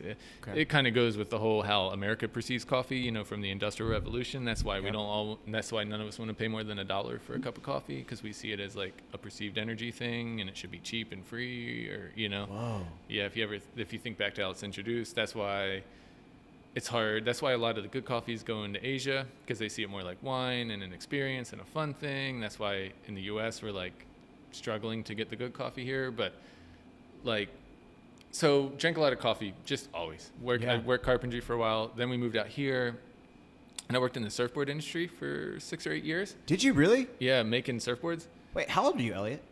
Do you really want to know? Please. In December, why don't you guess first? You have a guess. 35? I'll be 40 in December. Stop it. Yeah. Really? Yeah, I feel it, Dude, though. you look good. Yeah, thanks. You look good. Yeah. Yeah. The last year and a half's been tough, but Really? yeah. Okay. So 6 or 7 years. Yes. Yeah, built surfboards for a while, like in the Wow. glass shops. I worked at, made some fins, some bamboo fins at 101 Fins. Worked at Moonlight, like during the bad time of surfboard building, right? During the time when Clark Foam shut down, when all the shit went to China, like all the production went to China, people that had been making good money and lives building surfboards all of a sudden couldn't, there was hardly any work. Yeah, it was kind of a strange time. So I did a lot of things. Usually if you work in a surfboard factory, you're a sander, or you're a polisher, or you're a glosser, or you're a shaper, or you're a hot coater. When I worked at Moonlight, I glassed on fins, I polished, I sanded, I fucking cleaned the lights, I fucking did this, I did everything, So basically, it was like I can't think of the word, but like it's what you're doing now. You just fucking do just everything. Did yeah. I didn't really laminate because they had great laminators, and I didn't airbrush or anything. I mean, I learned how to do it all, but I didn't. I've done everything in the surfboard industry for money. I've shaped, I've done everything, but that's mostly what I did. And I surfed a shitload, and eventually, I got tired of surfing. I didn't find it as enjoyable anymore. I wanted to go search for waves just so I could kind of do like 1 or 2 turns, try to learn something that day. And you always couldn't. It got frustrating. So I started mountain biking again. Hadn't mountain biked in 18 years. I think when I was in 18, 19 in high school, I worked at a bike shop and I raced juniors and did all kinds of stuff. I was like, I think I'm going to buy a mountain bike. Bought a mountain bike. Started riding, went to a race, beginner category, got a flat midway through, or like the last 2 miles on the uphill, but I was so far ahead that I was able to run and still win. I'll never forget that day. It was down in Sycamore Canyon, and then I was like, fuck yeah, fucking racing bikes, right? So that spiraled out of control for about 6 years. Sick. Eventually turned pro after like a couple of years. Yes. Yeah. Okay. Raced mountain bikes professionally for a while. And cyclocross a lot too, which is still kind of my favorite kind of thing. Cyclocross? Yeah, it's cool. What is that? So it is basically like a road bike. Okay. But you have off-road tires on it. Oh, okay, okay. So the races are shorter. They're only like an hour. They're usually like 6 to 8 laps, like 2 to 4 mile loops around a circuit, if you would, with like barriers and obstacles. Like usually like 80-90% off-road. 10-20% can be on-road. You have to like get off your bike, you have to lift it up, you have to like put it on your shoulder and run sometimes. Dope. Super spectator friendly. Like I just remember the first time I ever went to one, they had a big event in Vegas every year, and it was called Cross Vegas, and it was under the lights at 9:00 at night, and it was like the entire cycling industry was there. Sick. And I was like, I want to race in this one day, But people are just fucking drinking, fucking partying. They like hand out money. You can get you grab it. Yes. Like, you just do shit for fun if you're not really racing that good. Like, it's just so fun. Like, yeah. The audience is like, the crowd's engaged. They're fucking cheering. Like, there's a lot of like maneuvers, like attacks, if you would, like back and forth, like lead changes. Like, it's super exciting. So I did that a lot too. We just don't have we don't have a big thing here. It's more of like a Northeast sport in Europe and all that. Okay. And then I did that for a while. And then when I was doing that, I went and stayed with a friend back in Massachusetts, and we were going to a race in Vermont for mountain biking. Mm-hmm. And I brought him some locally roasted coffee. We don't need to name who it was from. Like, hey, because you don't make any money like racing bikes. Like, you have to win. You have to get into the race for free. You have to basically have your whole thing paid for, and then you have to do well, and you have to win prize money. That's how you do good. Fair. Yeah, that's how you make like $500 for a month. Like, no, it wasn't that bad, but it's tough. It's not like an everyday thing. And I was way too old. I was like 33, 35, like, and it's all these like 22-year-olds that could just, it's like the circuit. It's like if you would do probably the WCT or something. Like, you just fucking cruise the country, crash on people's couches for free, race. You can fucking race on like 6 hours of sleep if you're 22. You know what I mean? Yeah. I was like 34. I was like, I need 10 hours tonight. I'm not gonna be able to walk tomorrow. You know. So anyway, I went and stayed with my friend, and I brought him some locally roasted coffee, just because I fucking love coffee, right? His wife, his name was Jeremy. His wife, Emily, managed like 4 cafes in Massachusetts, like East Hampton, Northampton, and stuff. And she worked for, they used Barrington Roasters, and Barrington Roasters was one of the first like super fucking legit like third wave, if you would, coffee roasters. Okay. Look them up. They're pretty badass, and they're like tied deep. But I gave them the coffee, like, hey guys, thanks for letting me crash. Like, Jeremy and I went out for a ride. I'm like, here's some coffee for you guys. They're like, cool, we'll make it tomorrow. And like, I woke up the next morning, and they were up. I had kind of a little bit of jet lag. They were up way before me. They like made breakfast. She's like, had coffee made. I'm like, oh cool, did you guys brew the coffee? They're like, nah, actually you can hang on to that like while you're traveling and stuff. I'm like, oh, you didn't really like it? And they're like, no, we're not, we didn't even try it. We're not gonna try it. And I'm like, why? Like, what's wrong with it? You know? And she was like, here, she opened up the bag and she was like, smell it. And I smelled it. Literally smelled like a fucking ashtray. I was like, it's coffee though, right? And she's like, smell our coffee. And it smelled like floral and blueberries. Okay. Yep. And I was like, oh, this is different. And then I tried it, like drank it black. Sometimes I would drink it black, but usually put a little cream or sugar in it. Drank it black, and I was like, this is good. This is sweet. I've just always loved coffee. Get into things if I get into things, I would say. And I was like, cool, I'm going to get into coffee. All in. Yeah. Yep. You know, so then every time like I would travel the country for another race, another city, usually I think the races were, you'd have to get in like Thursday, you get in Friday, pre-ride the course. The races were usually Sunday. Sometimes you had like a short track race on Saturday, which is only like 20, 30 minutes.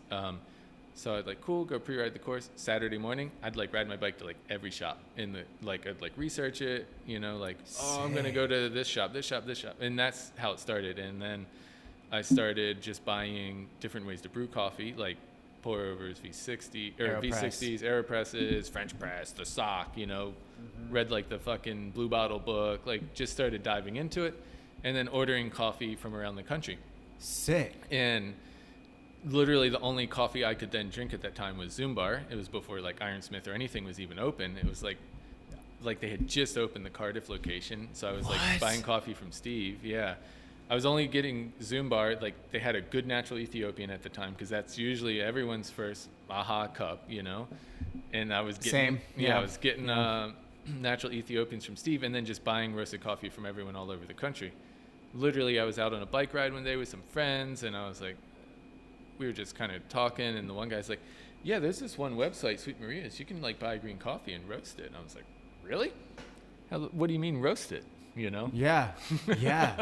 Damn. So I went home, I was like, what was that coffee website? Like, Sweet what? And like eventually found it, bought a little Gene Cafe it was.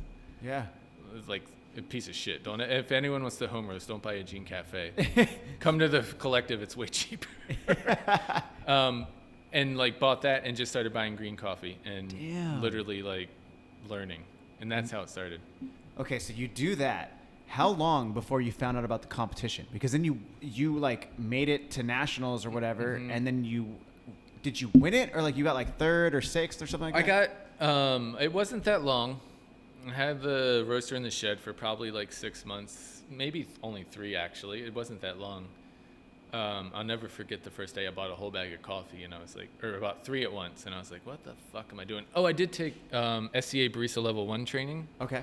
Because I got the gig to serve espresso at a bike event, and I was like, I don't know how to make espresso. I've never worked in a cafe. I've never done any of this. Damn. So I went, and I was like, I mean, if you pay $900 for a course on your own, and it's not like a company thing. Oh yeah. You pay like I was like, fucking super taking studious, taking notes. Everyone else is there. When their boss is dying, they're like this. I'm like, yeah, I'm gonna pay attention. So actually learned a lot. Like, I don't think the SCA is that great for all that stuff, but it's not a bad starting spot, you know? Yeah. I would go by Zoom Bar, and I can't remember the guy's name, but I would be like, do you know about the SCA, you know, like ask them questions, try to like learn a little something. Yeah. But they wouldn't always share it because they were like, I don't know, it's pretty stupid, I think. But There was some, like, when I started there, Yeah. there was definitely like some people at the Cardiff location specifically that were just like, you know, Yeah. but then like those people, there was like a mass exodus like right when I started. Mhm. So a lot of people left, and then that's when like a lot of the cooler people started showing up. Dude, I can't remember the guy's name. He worked there. He was the manager, I think. Adam? Yeah, I think. Yeah, he was awesome. Adam is one of my dude. Shout out Adam. Like, yo, that motherfucker's tight. He's Yeah. still there. I just went and saw him the other day at Nice. Cardiff. Yeah, still That's there. rad. Yeah, so did the barista training probably 3 months in the shed until we moved into that location in Carlsbad. It was just so happen chance, dude. Yeah. Like, I was like looking up garages on Craigslist, like anything to just move the roaster into. It's just kind of fucking crazy, honestly, how it worked out. And then we were probably in there. We were serving coffee at the time, so it had to be a solid 6 or 10 months later. I had an employee, Ashley O'Hare was our first employee. I hired her in October. I just remember the month. I don't remember the year.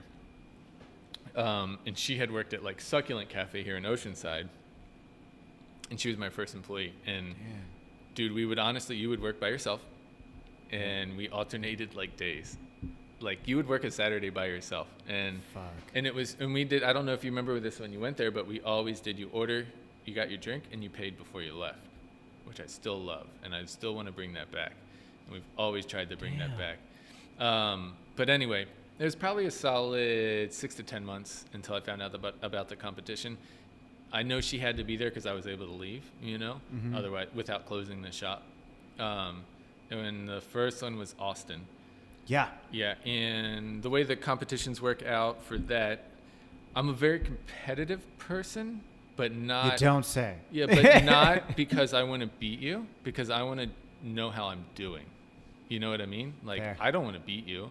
How do I... Like, I started this, and I'm trying to do it. I was like, I just don't want to get last. How am I going to do compared to everybody who does this as a fucking career, right? Yep. So the way it works out, they send you 20 pounds of coffee, green, like a month out before the event, and you have to turn in 2 pounds. Yep. It's a huge advantage if you have a small roaster, you know? Yes. And you can just do like 10 batches or whatever of 2 pound roasts, you know? I forget the first coffee was a Kenya, which they're usually super hard to roast. I roasted Savory. mine. No, dude, this thing was actually pretty good. I roasted mine super weird. I would never do a roast like this again, but it just basically kind of like crashed and then just did this, and that was the ROR, and then the bean curve just kind of went like this, and it was so light, but like I somehow got development and it somehow wasn't baked. And that was back when we actually had good judges. Jen Apodaca was the head judge, and she now owns Mother Tongue Coffee, and she won Cup Tasters 2 years ago. Oh, so wow. Legit taste, like actually knows how to taste coffee, you know? Yep. And my coffee itself didn't score that high, but the way they do it, anyway, you turn in 2 pounds of coffee, they cup it blindly in the back, and they score it, and they score everybody's coffee. They don't ever tell you what it is until the end. And then you do a 5-minute presentation, which is the most terrifying thing for any coffee roaster, because we're like the hermits, right? A 5-minute presentation on how you roasted the coffee and why you did the things you did. Yep. And I just killed that. Yeah. Yeah, I got like the highest score by like +5 in that, and I had like probably the like 8th or 10th best like coffee, you know, and ended up getting second. Yeah, we didn't even know. I was like, I didn't do good. Like we were flying out. It was on a Sunday when they did all the announcements, and we were in the airport, and I like tuned in to like Sprudge Live or something. And I remember because they do top 6 advances. They used to do top 6 advances to finals. And they were like 6th place, blah, blah, blah, 5th place, 4th place. I was like, Ellen went, my wife, and I was like, I didn't do good. Oh, well, we'll find out like where I landed. And they were like 2nd place, Elliot from Steady. I was like, are you fucking kidding me? Dude. Like totally like, what? Yeah. Really? Yeah. Which was kind of like, oh, okay. We just got, and then like friends started lighting me up, you know, like Yep. in the coffee world, like, congratulations, I didn't know you knew what you were doing. Kind of like, me neither. yeah, I was like, I don't either. I still don't know what I'm doing. It was kind of like, it was super surreal. Like, Yeah.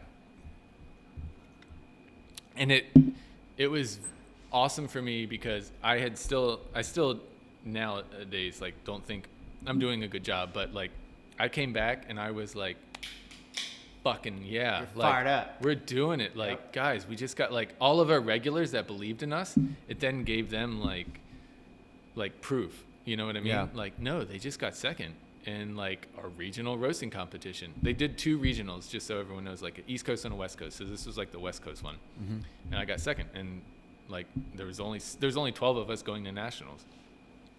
Went to nationals. Nationals is a little different. You get to select a coffee, roast it, present it, and then they also give you 20 pounds again beforehand, and you have to roast that, turn that in, and present. So you did 2 presentations about that. Killed it on both. Back then, for roasters, they didn't have a time thing. They do now. They just had a guy that would give you a 1-minute warning before your time was up. I never saw the guy give me a 1-minute warning. Damn. So I went 1 minute and 15 seconds over in my time, and we were standing up on stage like for the announcements, and I was like, you know, they do the top 6 or top 3 or whatever. I think top 3, and I was like, oh, I didn't win. And then like went to Jen afterwards, and they give you the score sheet. She's like, Elliot, you would have gotten second, but you went over in your time. I was like, are you fucking serious? I never saw the guy. So if you go over in your time, you just get deducted like a point a second or something stupid like that. Yeah, it's crazy. She's like, you would have gotten second. I'm like, are you kidding me? And that's the year Mark from Onyx won. Okay. Yeah. Which he's actually a pretty awesome person. So that was kind of like humbling. And I went back next year, did really well in New Orleans, got 3rd. And then in nationals, they actually mixed my coffee up with somebody else's. No. Yeah. And it happened to Jen. So Jen was the head judge that year as well. Whatever. We didn't do good. It was cool that year because that was the first time. So they gave everybody the 20 pounds beforehand. You roasted it. You turned it in. And then they gave everyone 20 pounds and you fucking roasted it there. Everybody on the same Mill City, like 5 kilo machine with fucking 10 millimeter probes that were slow as fuck. And everyone was like, oh, what the fuck are these? Like, what are we doing here? So it was actually kind of cool. So you got your coffee. You had an hour to roast whatever you could in an hour. Couldn't go over. You got the next day. You had an hour to cup it, and then you got to roast it one more time until you selected which coffee you wanted to turn in. Whoa. So it's actually pretty badass. That's actually pretty fucking dope. Yeah, they mixed up the coffee that I brought, and you can prove it, but there's nothing they can do. It happened. So that year, Jen was the head judge as well, and then she retired from that. And then the next year, she competed again. There was different judges. We don't need to talk about them, but same thing with her. She won Cup Tasters that year, made it to nationals, and they mixed up her coffee. She was like, Elliot, I had the end temperature of my mill, like everyone had the same Mill City roaster. She's like, my end temperature was literally like 10 degrees lower than everybody else's. Like, I've watched everyone. I talked to them. I know for a fact. And the cupping notes that they gave her back were like burnt, like bitter chocolate, smoky. And she's like, I know it's not my roast. She protested, which I never took the time to do. I was like, I don't really fucking care. I kind of hate all this, actually. But she protested. They admitted, yes, that is not your roast, but they don't know whose is whose. I don't say this story to like bring any kind of like everyone who did well and everything, like it's totally like they did well, you know, but that whole thing I can go more into this from people that were judges that were in the background, and they're like, dude, you need to write things because no one knows what they're doing, but we don't need to go into that. Because it's just a stupid competition. Well, it's for your own personal benefit. It's to see how you're doing. Exactly. And that's what I was taking it for, you know, and like, and then it got frustrating because Jen, the second year, was like, Elliot, will you please be a judge? We need judges. And I was like, I don't want to be a judge until I win.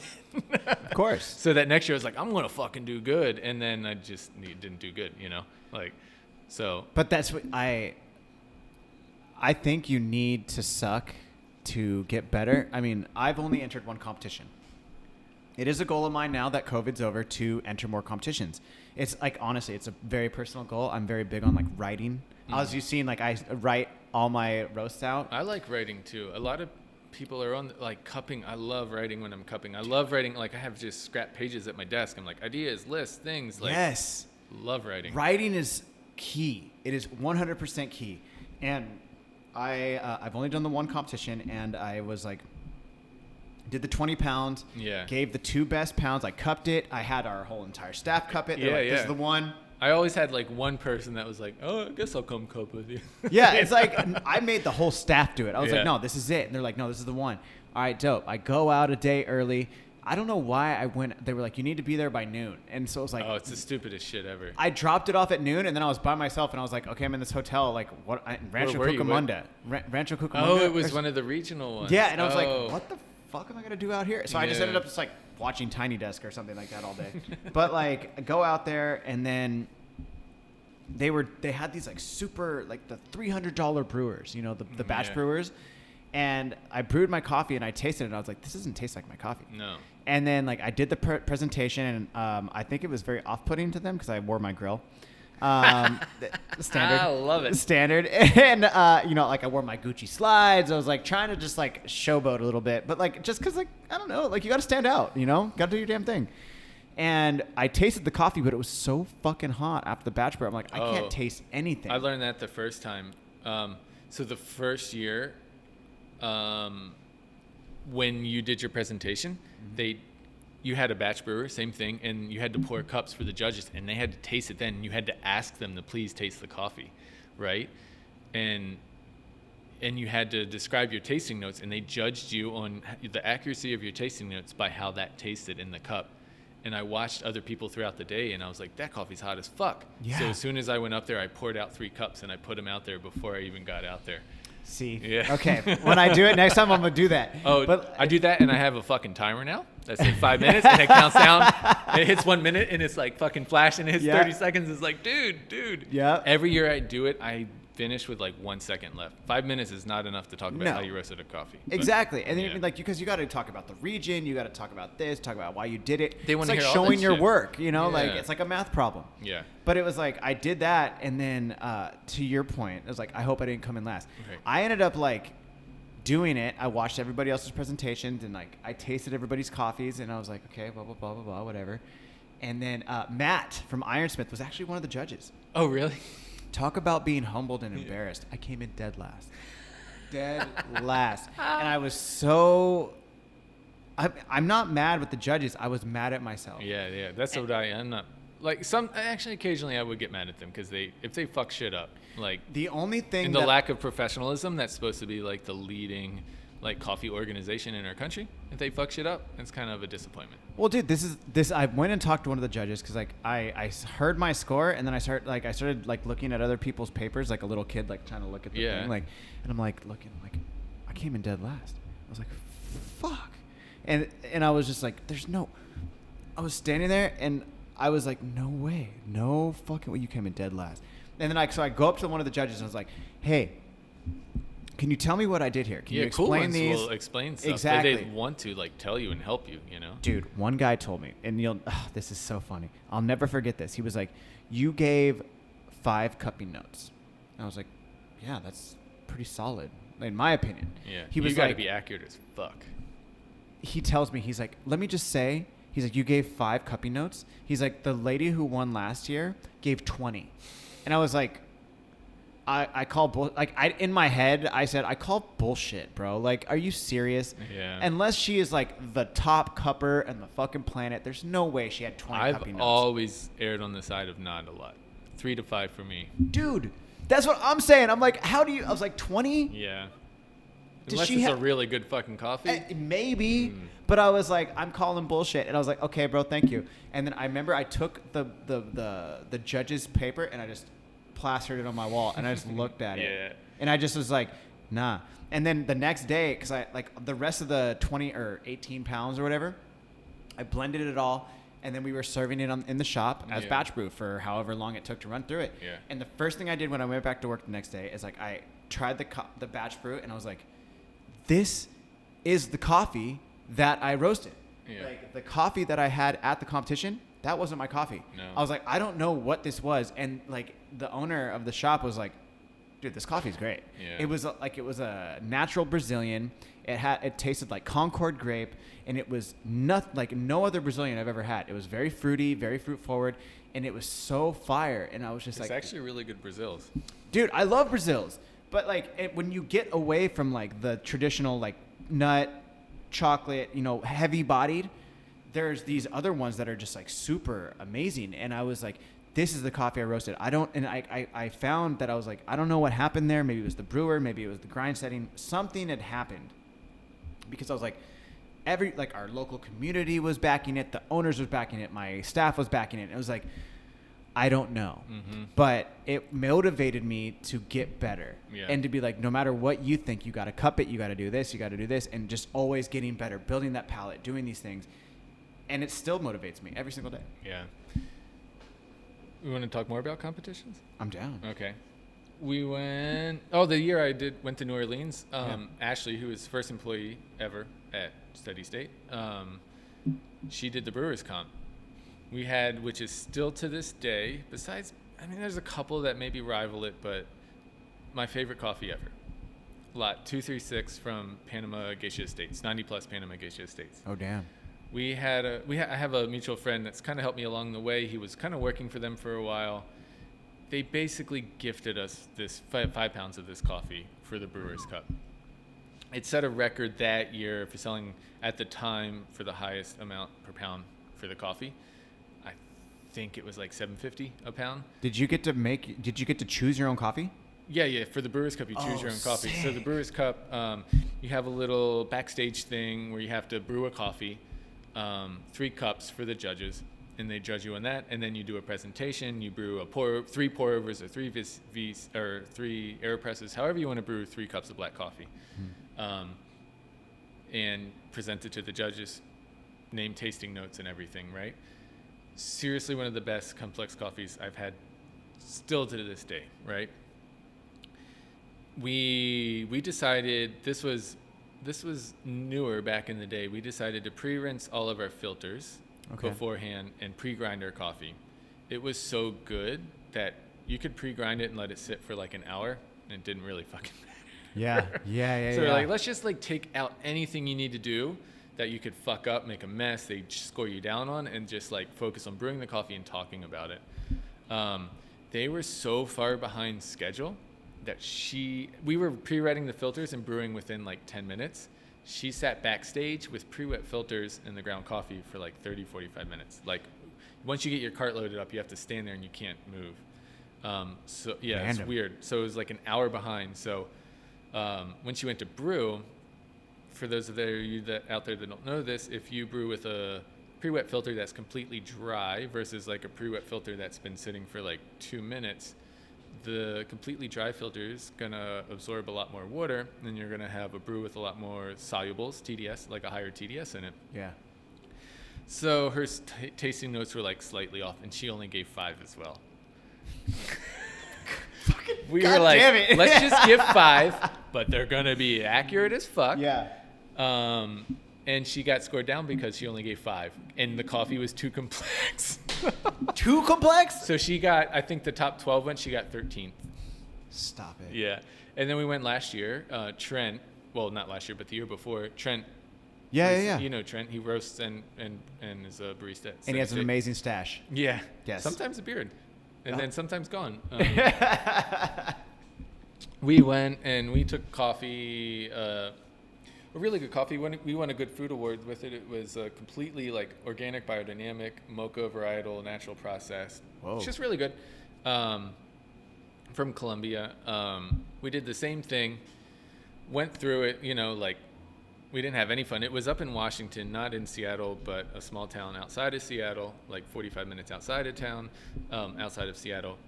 We went through the whole rigmarole instead of going out and having fun. On Saturday night, his presentation was on Sunday. He rehearsed his fucking speech in the hotel room. I gave him pointers. We were like, okay, cool, good job. Like when he got finished, we went to Seattle for like the rest of the day and flew out that night, and we were watching the awards in the not the hotel, but the airport. And he got like top 10 or something. So we moved on. We're like, cool, that's all we want to do. High five, move on, go to finals, you know? And then I got a phone call 5 minutes later. Is this Trent? I was like, well, no, this is Elliot. And they were like, oh, we just want to let you know, actually, you're disqualified. And we're like, I was like, I'm sorry, from what? And they're like, the Brewers Cup. We just announced you, but you actually got disqualified. And I'm like, for what? When he did the, I forget what it's called, but you have to brew the coffees backstage. One of our carafes, we brought 3, had broke in transit. And we got there Friday. We went Saturday morning at like 7 a.m. He had to go backstage and brew this coffee, 3 coffees for the judges to taste. And we only had 2 carafes, so he just took those back there and did 2 pour-overs and served them into the 3 cups. Yeah. And you have to do 3 different brews. So you have to do 3 pour-overs. Jeez Louise. I'm like, are you kidding me? Yeah. It's my fault, honestly, because I didn't read all the scores, and I told him to go do it. But I was like, damn, why wouldn't you guys let us know that on fucking Saturday? We could have skipped out and gone to Seattle that night. Dude. Had a lot more fun. They're so, like, picky. I know. It's just like, so why ridiculous. Why would you tell us that night? Like, we wanted to be there, but we didn't really want to be there. It's cool. You get to see all your friends, but after, 2 days of just walking around pacing in the back room, you're like, this is kind of boring. Yeah, 100%. Yeah. Like, that was the one thing, like I said, when I went to the thing, I was just like, okay, well, I dropped off my coffee. Now I have to wait till tomorrow. It's Right. like, At the same time, I'm backstage, and I'm listening to all these younger brewers, like, calling out tasting notes. Like, I think this is more of, like, it's like one of those rare, like, macadamia nuts. And at the same time, I'm like texting with Scott because he's doing a consulting thing for a Probat, a UG22, and burners. And I'm like explaining to him like what we did with our process for the burner, and like, like what does this one look like real fucking like roasting, like real coffee shit. You know what I mean? I'm like listening to these guys talk about that. I'm like, this is fucking. Yeah, you're calling bullshit. Yeah. You're calling bullshit, Yeah. bro. Like, don't blow smoke. Come on, dude. Like, I think, I don't know about you, but for me, being a skateboarder and then like also like fighting and just when you're around people who don't deal with shit, or you're in a physical thing that can be detrimental to your health or your physical ability, when you do something that is not actually physically challenging and you're dealing with people who like, this is all they have, it's like, okay, this is all you have. So you're like, I get it. You're doing your thing. Totally fine. But I call bullshit. Like, this is some foo-foo. Like, come on, bro. Like, let's be real here. Don't blow smoke. Like, I've done shit that is actually way harder than this. And you can break your ankle. You can smash your face. There's some death aspect to it. You're going to get physically hurt. And when you get physically hurt from something that's not going to hurt you is just like, hey, let's be real here. Five tasting notes. We're good. Not even that. A lot of these people are like independent brewers. They didn't even work for a shop. They weren't like, to me, the best thing about the competitions are you want to learn about yourself and your coffee and where you stand. But then the second thing is you're promoting your business. Exactly. Like, they don't even have businesses to promote, a lot of these people. They're just doing it on their own. Yeah. Dude. Which is fine. Like, it's a hobby, I guess, Dude. So moving forward from the competitions, like we've already done over an hour and a half. Yeah. I had one thing I wanted to touch on before, and this is because he's one of my favorite people, and he's been on the podcast a couple times now. Tell me about Tyler, because you guys definitely had like the cycling. He's definitely. You said it's all under one branch, but like he's the BMX aspect of it, and like I definitely with Caffeine and Green, I go like the skateboarding and fighting route. But he talked about you on the podcast, I think the first time we ever had him on the show. Mm-hmm. And he had said, like, when he met you, you were very open to being like his mentor. And he was like, I only worked for him for 6 months. But now, like, he was one of the first people at the collective. And he was one of the first people that introduced me to the collective. Mm-hmm. And then to now where you helped, I guess, with for lack of a better term, like groom him. And to now where he's flourishing. He has a solid customer base, and he's just like, I was talking about this to one of my homies the other day. I was like, when I met Tyler, however many years ago now, Tyler's always been like reserved, but like very confident. But now, like I see him on Instagram and just talking to him in person, like he's like feeling himself a little bit, you know, like he's like, oh, I love this shit, or like how do we look so good, kind of thing. And it's like, dude, fuck yeah, you see the homie starting to shine a little bit and like feeling himself, and it's like, fuck yeah, dude, I see you, G, like do your damn thing, like I support that. So it's like, was there something that you saw in him, or like, you know, being so open at for only 6 months, like some people would be like, nah. No, I think we had just brought on Len, opened a real cafe, right? And at the same time we did that, we bought a new roaster, the SF25, the black one at the Collective that you roast on, and we had that in a warehouse out near Prager Brothers, like that same complex where Leap used to be. Okay. And that was like our roastery, you know? And we had a great person that, Casey, that worked at Railroad for a while and came over to our team at that time. And it was great for us because he is as knowledgeable, if not more, than you and I. He can barista, he can roast.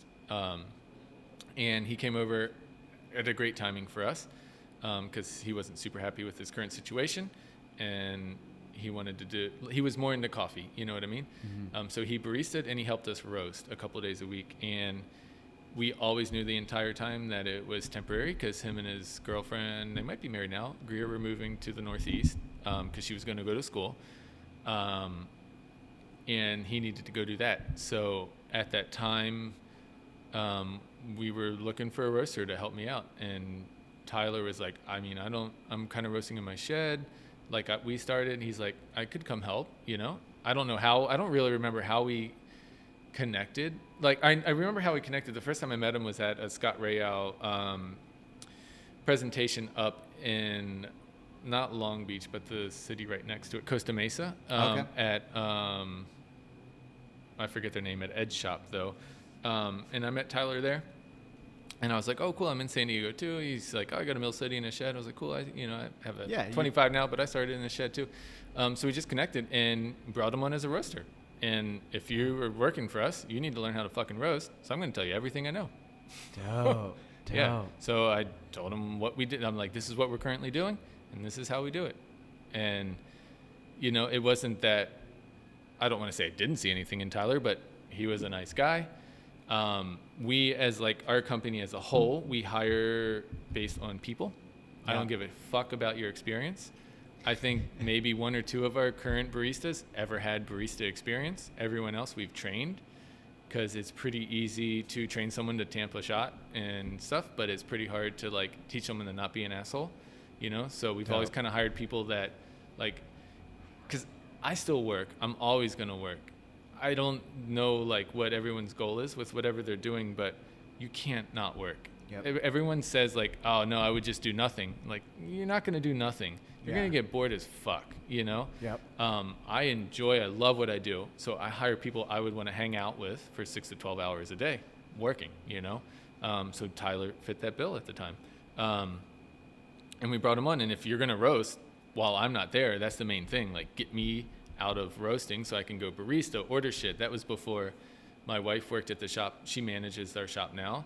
I was still managing the shop and roasting and buying green and doing everything, So I'm going to tell you as much as I can to help you roast the coffee the way we need.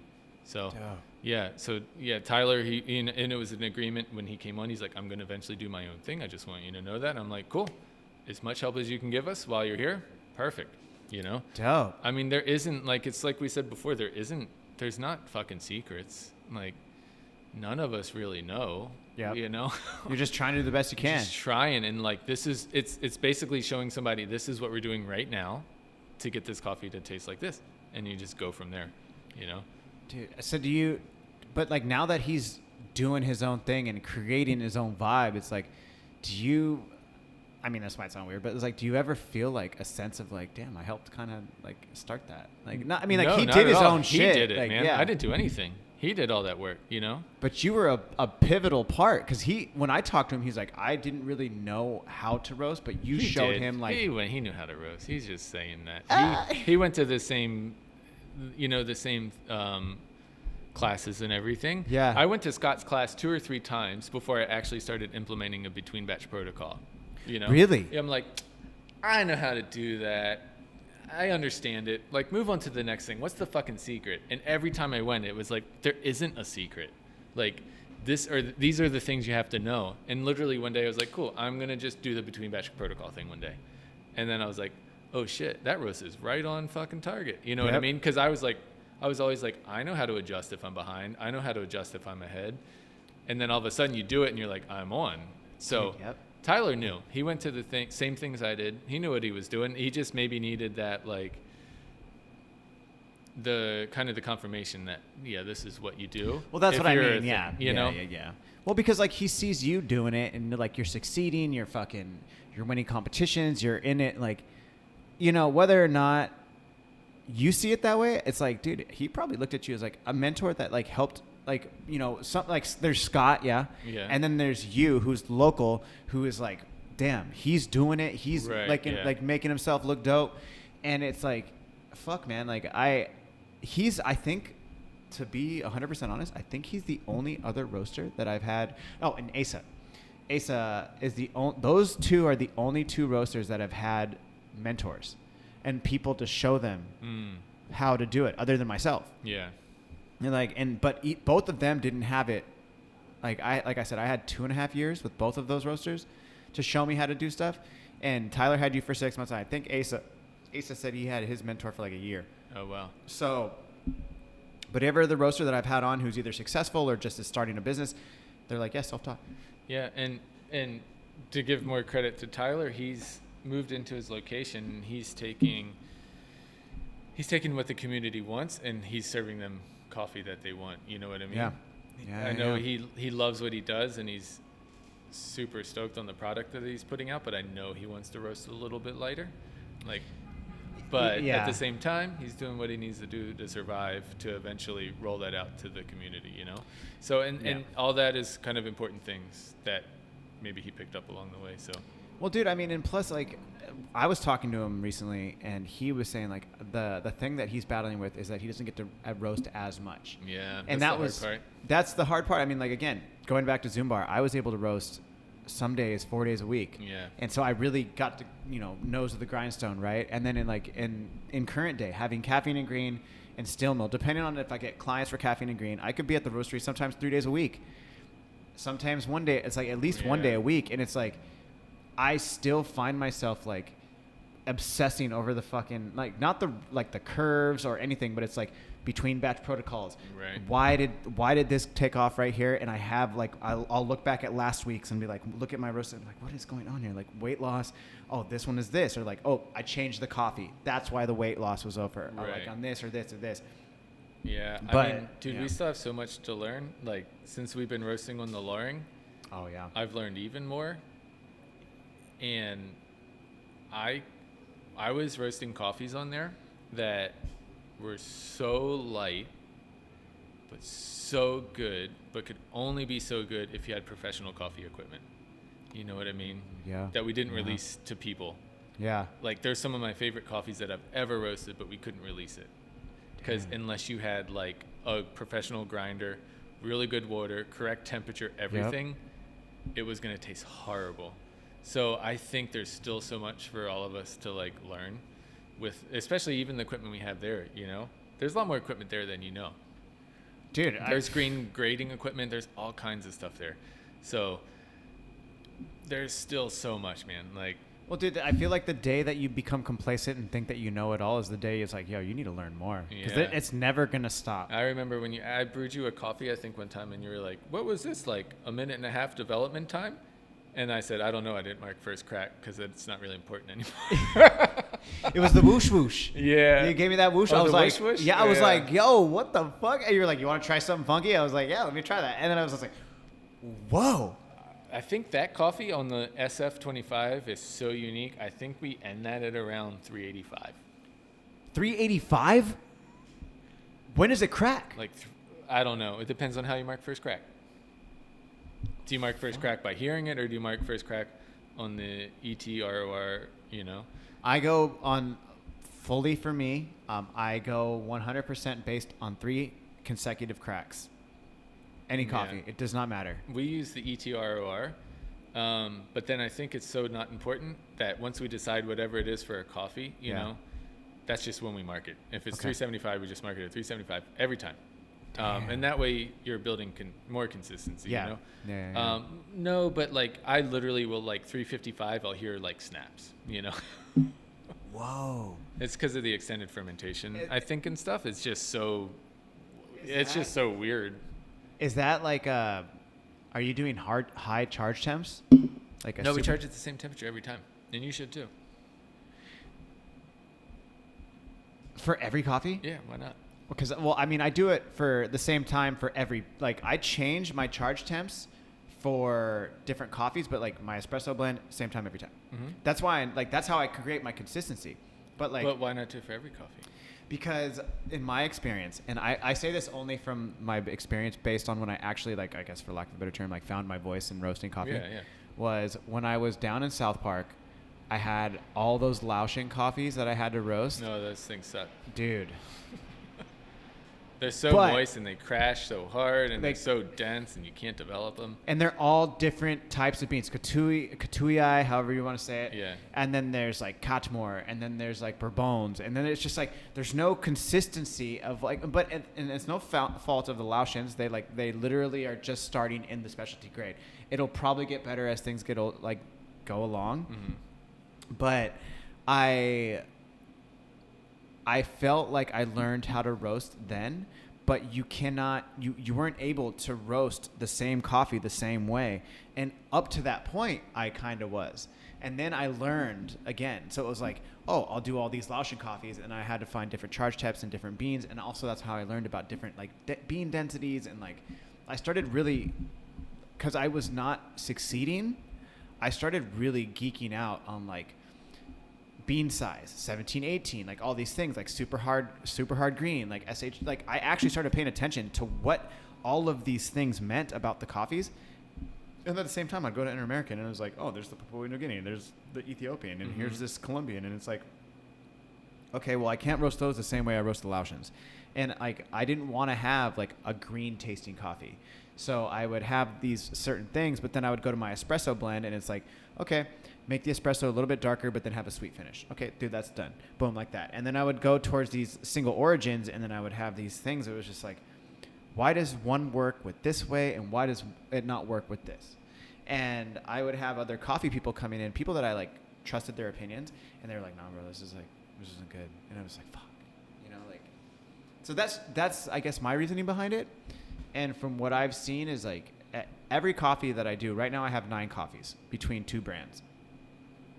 For the most part, to your point, I definitely have the same charge temp and kind of roast for the most part the same way. But like Brazil's, I roast one way.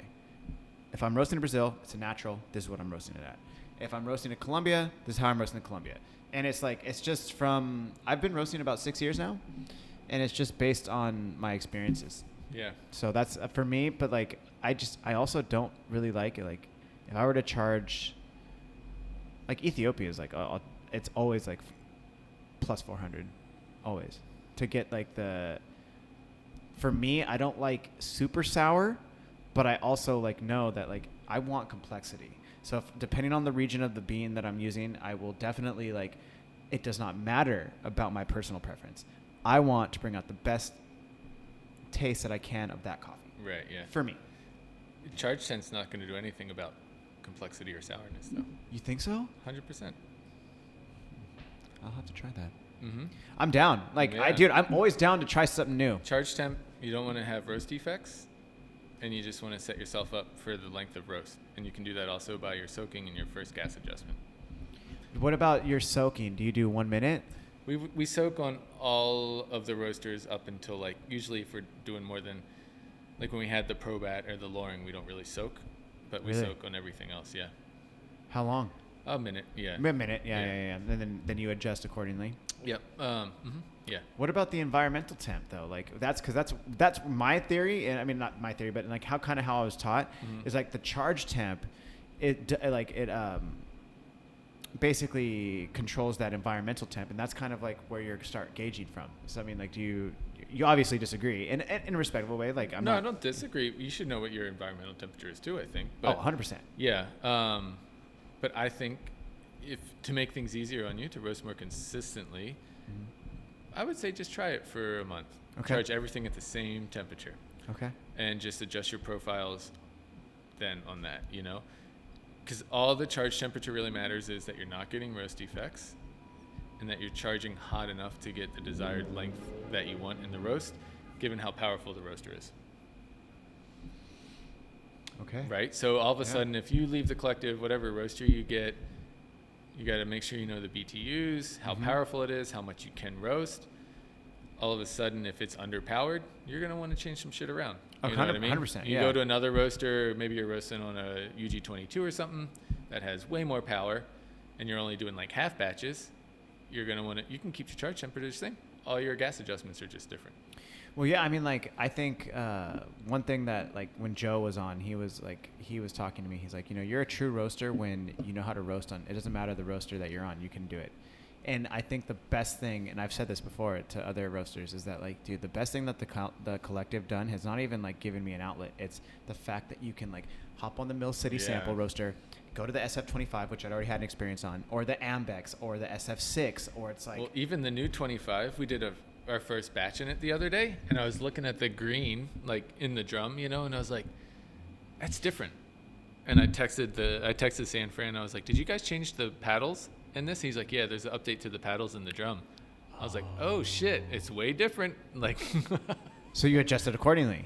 Well, no, we were just doing a seasoning roast. Okay. Literally just whatever, 460 to like take the oils and stuff that they put on the drum or on the roaster for shipping. Like, so the but burners, I just noticed the green like in the window and the way it was falling and stuff. I was like, oh shit, this is different. You know? So even though it's the same roaster, it's different. Well, yeah, I mean, like, have they changed the burners? The burners are still 3 rows? I think they're the same. Yeah, it's still 24 burners, yeah. Because, like, I remember when I was roasting on the Dietrich IR5, it was like, that was the single burner but ceramic plate heating. And that was like... What? Yeah, and the stupid airflow thing. So you don't even need airflow. Dude, you don't even open it halfway until, like, 390 or something. It's just, like, there's, you know, I don't by any means know, because, like, I still look at the Lorien, I'm like, holy shit. I can't wait till I get to get on that thing. Would I get a reason to roast on it? I definitely want to, like, roast on it. I mean, because there's roasters like Siri Cimarron who, like, that's all she's ever roasted on is a fucking Lorien. I'll just tell you this right now, like, you should really plan on not releasing a coffee on it for a while. Okay. Coming from drum roasters for a while. For sure. Whatever you know about your drum roasters, you need to just completely rethink. Okay. Everything's different. We had someone today was their first time roasting on it that hasn't been roasting too long, but they've just been on drum roasters. And I was like, you know, every time somebody moves up, we do a free, like, not a free, but we spend 15 minutes with them. I'll do a roast with you, make sure you don't completely fuck it up. But I was like, I just want to let you know, everything you thought you knew is completely different on this thing. Because it's a single burner. Well, it's a single burner. No drum. There's a drum, but it doesn't rotate. So it's a paddle, right? There's just paddles that move the coffee around. So if a drum roaster's whatever, people are going to argue all the time about this. If a drum roaster is roughly 80% convection, 20% conductive heat, you know, from the hot drum, the Lorien's about 98% convection. Yeah. You can charge at 470 on that. You won't get any roast defects, you know? Yeah, think about that for a second. Dude, that is fucking because it's literally just hot air pumping through it, you know? But it's also burning off all the particulates through that single burner. Exactly. Which is so interesting. But since it's all air, like this is where I was telling you earlier, like I've roasted a coffee so light on that it could only be brewed with like professional coffee equipment. Yeah. Like you can do that. Like the possibilities for what you could do is there, you know? Mm-hmm. We've really... like after getting it and we're like, we kind of want to get a smaller one too. We might in the future. They're just stupid expensive, you know? So ridiculous. Because I really want to roast all my high-end coffees on that. In the future, if I ever did it again, I'd probably get the same size Lorien, but then I'd get like a G40 or something, like a bigger drum roaster, you know? Because I like those more for like blends and coffees that have a little more body and stuff. But like all of this super like sweet, rare stuff, like roast those on the Lorien really good because it's really hard to roast dark on those. Harder to roast dark. Okay. You can't go below like 20% gas settings, you know? Whoa. Yeah. So. Dude, we've done 2 hours. Cool. I've Dude. only drank 2 beers. That's pretty good. Oh, I haven't even finished this one yet. That's pretty good. Elliot, we could probably geek out forever, but like, dude, I just want to say thank you so much for like coming through. Fuck, man. Thanks so much for having me. My hometown, babe. Dude, you know what's tight is like this is the second podcast I've done with the coffee roaster this week, and unintentionally, you know, I know who you are obviously, and like, but I don't know you. And through doing this conversation, it's like you find out that you have more similarities than you do differences. Totally. And dude, I know like people were like, you know, Elliot's not a big on like, you know, the whole thing that like who he is. But like, dude, to me, like, I think I feel very appreciative that you came through, because like I am in every sense of the word, like a coffee geek, and I know who you were. You inspired, like I shared with you on the podcast, like you inspired kind of where I wanted to go without even knowing it. Awesome. So every single time I'm there and I see you, and like, dude, one of the favorite things that you said to me one time, you're like, Kano, I saw your video. I smoke weed too. And I was just like, that was like, oh, dude, Elliot's fucking tight. You know, like, it's just because all I know how to be is myself. Yeah. And at the end of the day, I don't care how I look outside of coffee, but like, I am a coffee roaster and I love coffee, and you've provided me an avenue to like make my business flourish. Awesome. So, dude, just thank you so much. Yeah. And cheers to that. Cheers, brother. Yeah. Thank you. Thanks for having me. I mean, it's all about us, man. It's about San Diego coffee making it better in my eyes, you know? 100%. Like, I live right down the street. This is our hood, you know? Dope. So I think the more we can all come together and help each other, the better. So. Yes. A rising tide raises all ships. Yeah. Dude. Yeah. That's what's popping. And those that aren't sufficient to float sink. That's facts. All right, dude. Is there? Tell the people where they can find you if they want to come and visit your cafes or the collective or Instagram, whatever. Instagram, we are at Steady State Roasting. Our cafe is on State Street, 2562 State Street, Suite G. We are actually hidden back on Laguna, I believe. But you can find us. And then CaliforniaRoastingCollective.com will get you there. Yes. If you're interested in seeing it, just book a tour there and we'll show you around. And then we can go from there. If anyone wants to learn how to roast, we're there for you. Fuck yeah. Yeah. And I always say, once you've been on the podcast once, it's not the last time. Cool. So anything you ever need, if you want to promote anything or just anything in general, please come by. Awesome. Thanks, man. Thank you so much, Elliot. Yeah, of course. Yes, thank you so much, Elliot. That was such an amazing conversation. And man, I just thank you for everything that you're doing for the San Diego coffee community with the collective. And I just wish you nothing but the best and the most success for Steady State moving forward. And guys, I just want to say thank you to all of you around the world who continue to support Caffeine and Green and listening every single week. If you haven't already, hit that subscribe button, spread it. We're everywhere. Spotify, YouTube, Apple Podcasts, you name it, we're on it. That's right. And guys, I just want to say thank you to all of you who continue to support Caffeine and Green Roasting by getting coffee and merch and everything every single week. I love you guys so much. And guys, head on over there today if you haven't already. www.caffeineandgreenroasting.com today. And that's it. Guys, thank you again. Be safe out there. Take care of one another. And I will see y'all next week. Peace.